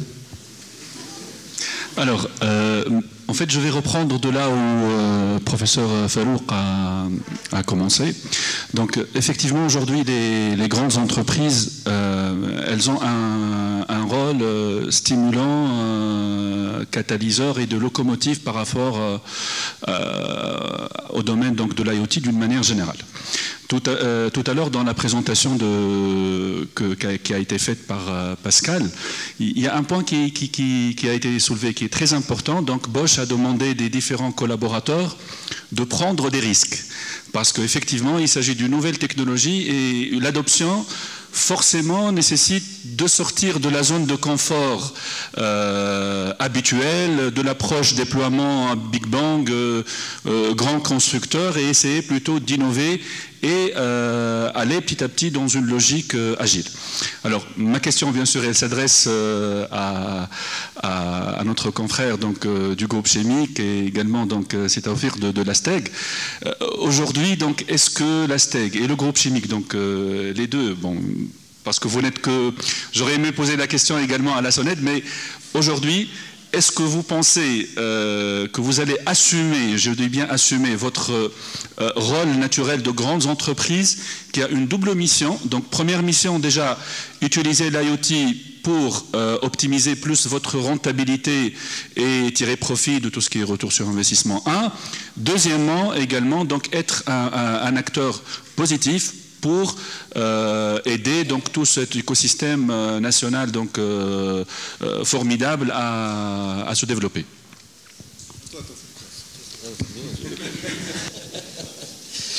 Bien sûr, moi je partage votre avis que l'ASTEG, bien sûr, le groupe chimique, ce sont des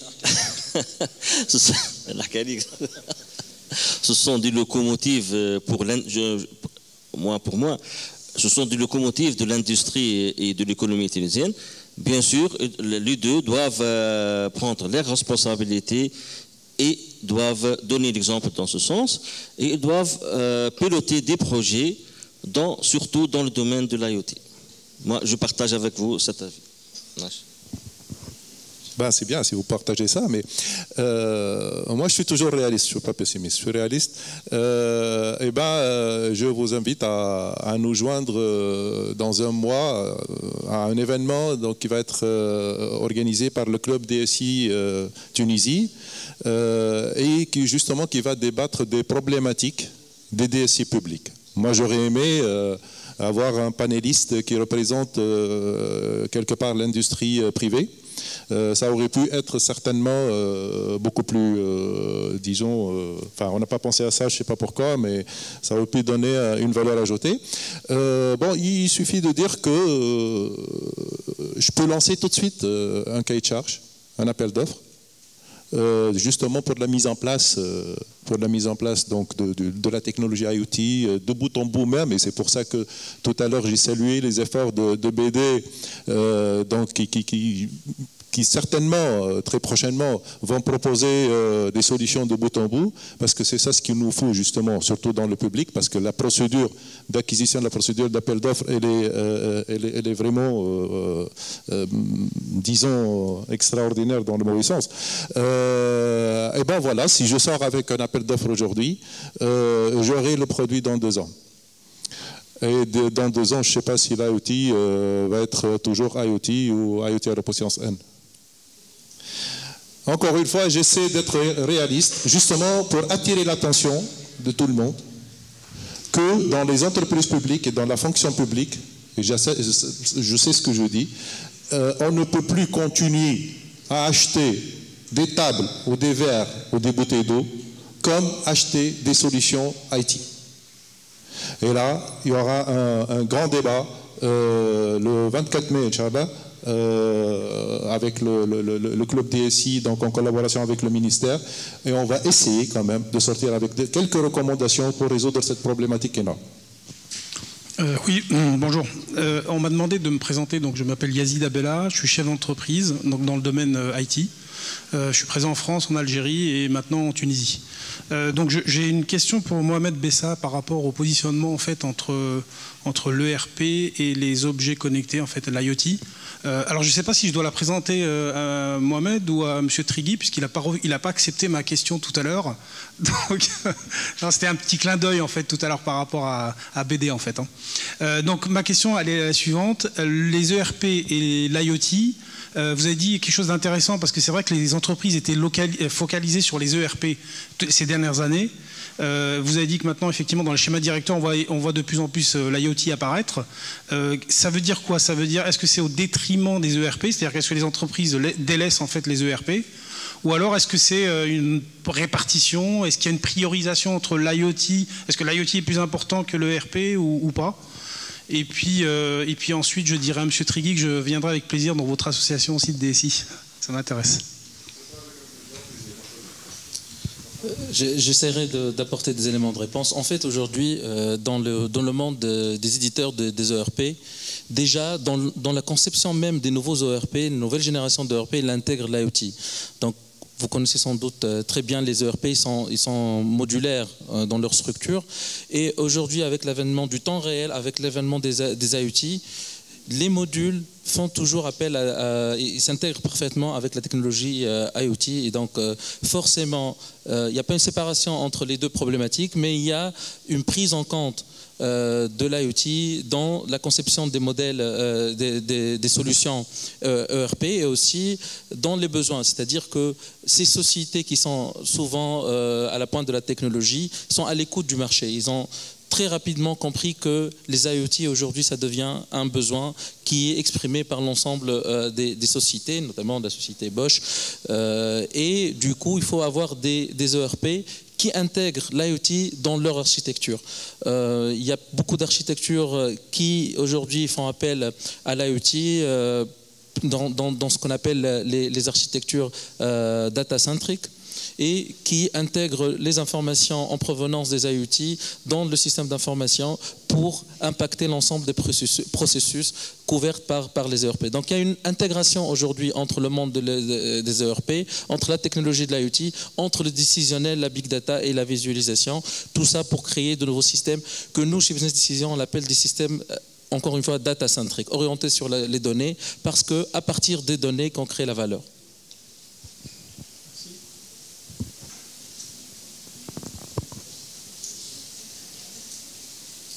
Merci. Donc, mes trois questions s'adressent à M. Tawfiq Missaoui. Donc, concernant le...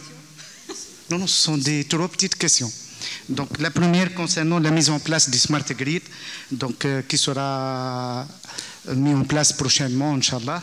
Donc, côté SI, est-ce que la STEC dispose déjà d'un SI ou pour traiter les données qui sont remontées des compteurs intelligents, ou bien le SI, ça fera partie de l'appel d'offres qui sera publié prochainement pour les compteurs intelligents. Est-ce que l'appel d'offres concerne une solution complète ou bien c'est uniquement les compteurs intelligents et le SI il est déjà installé?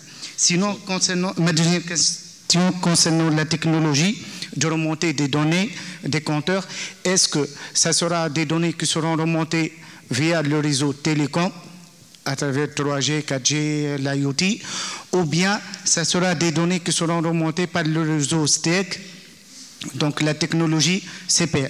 La troisième question, tout à l'heure vous avez parlé de partenariat avec les universités, et le projet Smart Grid, je pense que c'est un grand projet qui arrive finalement.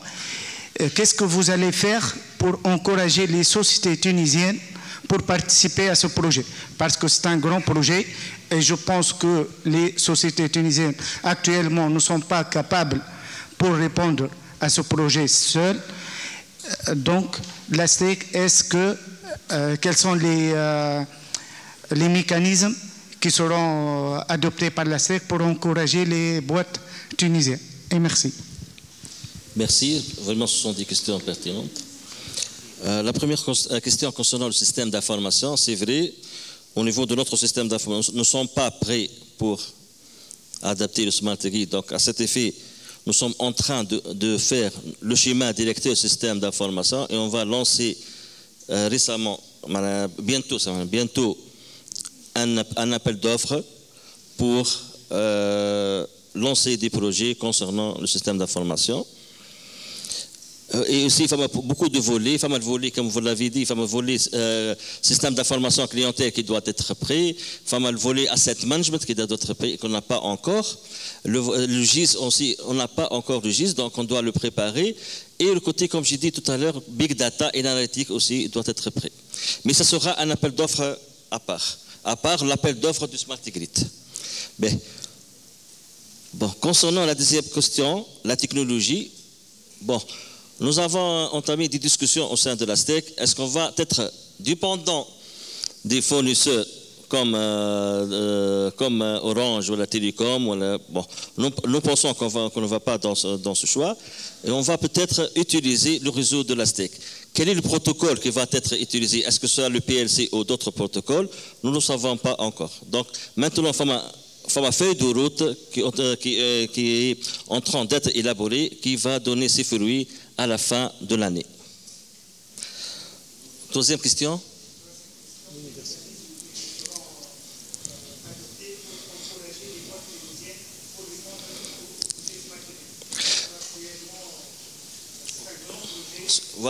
Voilà, effectivement, c'est un grand projet.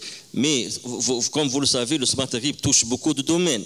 Domaine de comptage, domaine de télécom, domaine de l'informatique, domaine décisionnel. Donc sûrement, les entreprises tunisiennes ils vont être des partenaires dans le projet Smart Grid.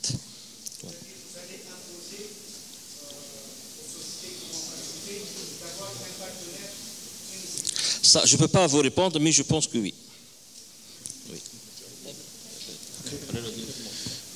Bonjour. Je suis maître assistante à l'INIT, l'École nationale d'ingénieurs de Tunis. Alors, je suis présente ici depuis le matin et j'ai bien apprécié la majorité des présentations et des personnes qui sont très importantes qui ont assisté. Depuis le matin également, je vois des chiffres de dizaines de milliards qui défilent sur les diapositives. Voilà, ça fait rêver tout le monde. Alors, je voudrais juste remercier Monsieur Hatem Teligi du groupe chimique qui nous a remis les pieds sur terre. Voilà.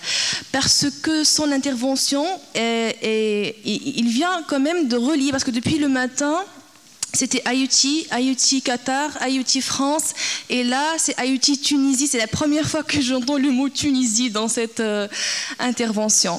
Et il n'est pas pessimiste, je trouve qu'il est réaliste par contre. Alors ma question est la suivante.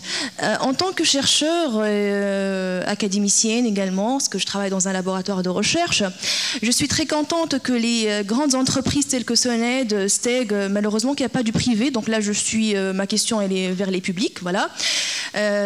Steg et le groupe chimique également, c'est bien qu'ils prennent un pas vers le IoT. Mais j'espère que maintenant, on est en train de parler de la consommation du 100% tunisien. Alors j'espère que quand ils vont faire des appels d'offres, j'espère que ces appels d'offres se dirigent vers le marché tunisien, premièrement. C'est-à-dire, pour moi, ça ne sert à rien d'adopter une solution IoT Soned au Steg, au groupe chimique, qui est importée ou semi-importée. Pour moi, IoT Tunisia, c'est IoT 100% d'un produit 100% tunisien, c'est-à-dire toute une chaîne tunisienne. Alors, à quel point est-ce que vous avez une politique au sein de vos entreprises, Soned, Steg, ou pour les messieurs qui sont présents là, d'encourager le produit tunisien et de ne pas quand même d'essayer de ne pas exporter de l'étranger des solutions IoT, parce que comme ça on n'aurait rien fait. Et le produit tunisien, je parle de point de vue industriel, et je suis désolée pour mon intervention qui est un peu longue. Voilà, j'ai pris la question d'un... C'est clair, madame, le message il est très clair. Ça, merci pour le compliment.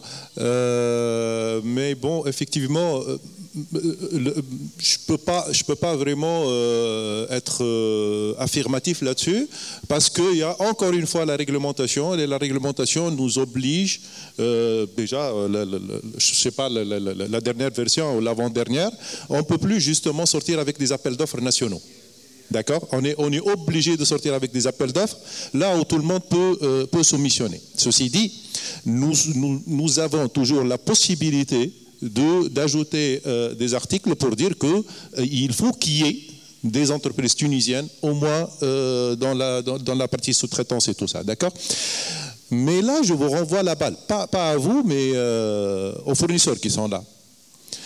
C'est très simple. Nous sommes soumis à la loi de marché. Donc, comme vous le savez, donc on est obligé de passer par des appels d'offres. Un appel d'offres, donc il y a les Tunisiens et les étrangers donc, qui soumissionnent. Eh ben, il suffit tout simplement de répondre convenablement, donc de mettre une, disons, de soumissionner avec une offre technique correcte. Eh ben, ça va de soi. Certainement, on va être moins disant, vu que la main-d'œuvre et les qualifications tunisiennes sont beaucoup moins chères qu'ailleurs. Donc, il suffit d'être techniquement conforme avec ce qui est demandé pour avoir les marchés. Tout simplement. On prend une dernière question. Plutôt une observation, donc je vais être bref. Donc on parlait tout à l'heure de transformation digitale ou transformation numérique. Donc là on est face à un changement, souvent un changement profond. Donc il y a des préalables, il y a des prérequis dans la conduite des changements pour la réussite des projets. Donc on ne va pas déployer un nouveau système s'il n'y a pas un accompagnement, s'il n'y a pas toute cette phase préalable. Parce qu'on a affaire à des humains et qu'ils aient cette crainte, c'est tout à fait normal. Qu'on a des freins culturels, comment s'affranchir de ces freins aussi. Il y a tout un travail en profondeur pour préparer aussi l'introduction de nouveaux systèmes. Et donc souvent, et on le voit quand, je ne veux pas faire une opposition publique-privée, on voit de très belles réussites dans le privé, parce que ce qui est en jeu, ce sont des parts de marché. On voit dans le secteur bancaire, il y a une parfaite réussite, il y a un déploiement du global banking qui a parfaitement marché et ils sont tous en train de proposer tout un package des services qui sont très pertinents parce qu'il y a des consommateurs, parce qu'il y a des exigences de la part des consommateurs et le marché exige, parce que ce sont des exigences du marché, pour aller de l'avant, pour avoir un avantage compétitif, pour préserver ou conquérir de nouvelles parts de marché, aussi d'opérer ces changements souvent qui sont des fortes tendances, que ce soit à l'échelle nationale ou à l'échelle internationale. Et donc, ce que je déplore quand on parle des publics, il y a, entre guillemets, parce qu'il y a des autorités de tutelle, ils n'ont pas une liberté totale d'agir, et souvent, il y a des lourdeurs où il sera très difficile aussi d'aller de l'avant. Donc, quand on fait un programme et quand on négocie, il faut aussi qu'on change notre manière de faire aussi avec les autorités de tutelle pour avoir un peu cette liberté de manœuvre. Et souvent, quand on parle des énergies renouvelables ou des photovoltaïques, moi je dis c'est dommage qu'on a pratiquement l'Astec qui est quasi monopole, que ce soit les monopoles dans le transport de l'énergie, quasi monopole dans la production de l'énergie, et nous en face on est des ménages et on veut basculer directement vers ces énergies renouvelables, mais on n'a que des freins, que des difficultés. Et donc, il faut aussi être conscient que, voilà, c'est des problèmes internes à nous. Hein. Ce n'est pas des problèmes ni de l'IoT, ni des nouvelles technologies. C'est des problèmes. Il faut qu'on ait le courage aussi d'aller de l'avant et de faire sauter tous ces freins. Merci. Voilà. Merci. Alors, il y a aussi l'IoT Tunisie qui a été créé. C'est pour promouvoir tout ce qui est solution IoT. Et c'est la 2e édition. Et là, nous sommes... alors, on n'a pas le choix, alors pour clôturer ceci, d'aller vers ce sens-là. Alors, aller vers l'IoT, déjà, nous avons des années, on a perdu des années. Et au niveau de l'université, on a ajouté des cours qui traitent l'IoT. Alors, pour nos élèves ingénieurs et les diplômés, il y a des laboratoires de recherche qui travaillent sur l'IoT. Il y a ce groupement pour renforcer les liens entre l'université et le milieu industriel. Il y a les industriels, les entreprises, et on n'a pas le choix que travailler ensemble en espérant qu'on avance sur ce sujet-là. Merci. Donc, je suis obligé là de terminer par une note positive pour dire que c'est une obligation, on n'a pas le choix. Aujourd'hui, surtout je parle des industriels, on n'a vraiment pas le choix. et je parle principalement du groupe chimique parce qu'on n'est pas monopole, contrairement à l'Astec. Malheureusement, mon ami Taufik, là, on est obligé de vous suivre même si vous n'avancez pas. Ce n'est pas le cas du groupe chimique, parce que nous sommes en train de vivre donc, actuellement une concurrence atroce, surtout avec les problèmes que nous vivons donc, depuis quelques années. Je dirais que c'est une obligation le fait de ne pas avancer, ça va certainement menacer la pérennité de la société. Donc on est obligé d'y aller, la main dans la main tous, les universitaires, les fournisseurs, les utilisateurs, même donc les clubs, les associations donc, qui travaillent dans le domaine, on est devant l'obligation d'y aller. Merci. Merci beaucoup, chers panélistes, pour vos interventions. Alors, nous sommes obligés de terminer maintenant parce que nous avons une autre session après la pause café. Merci beaucoup.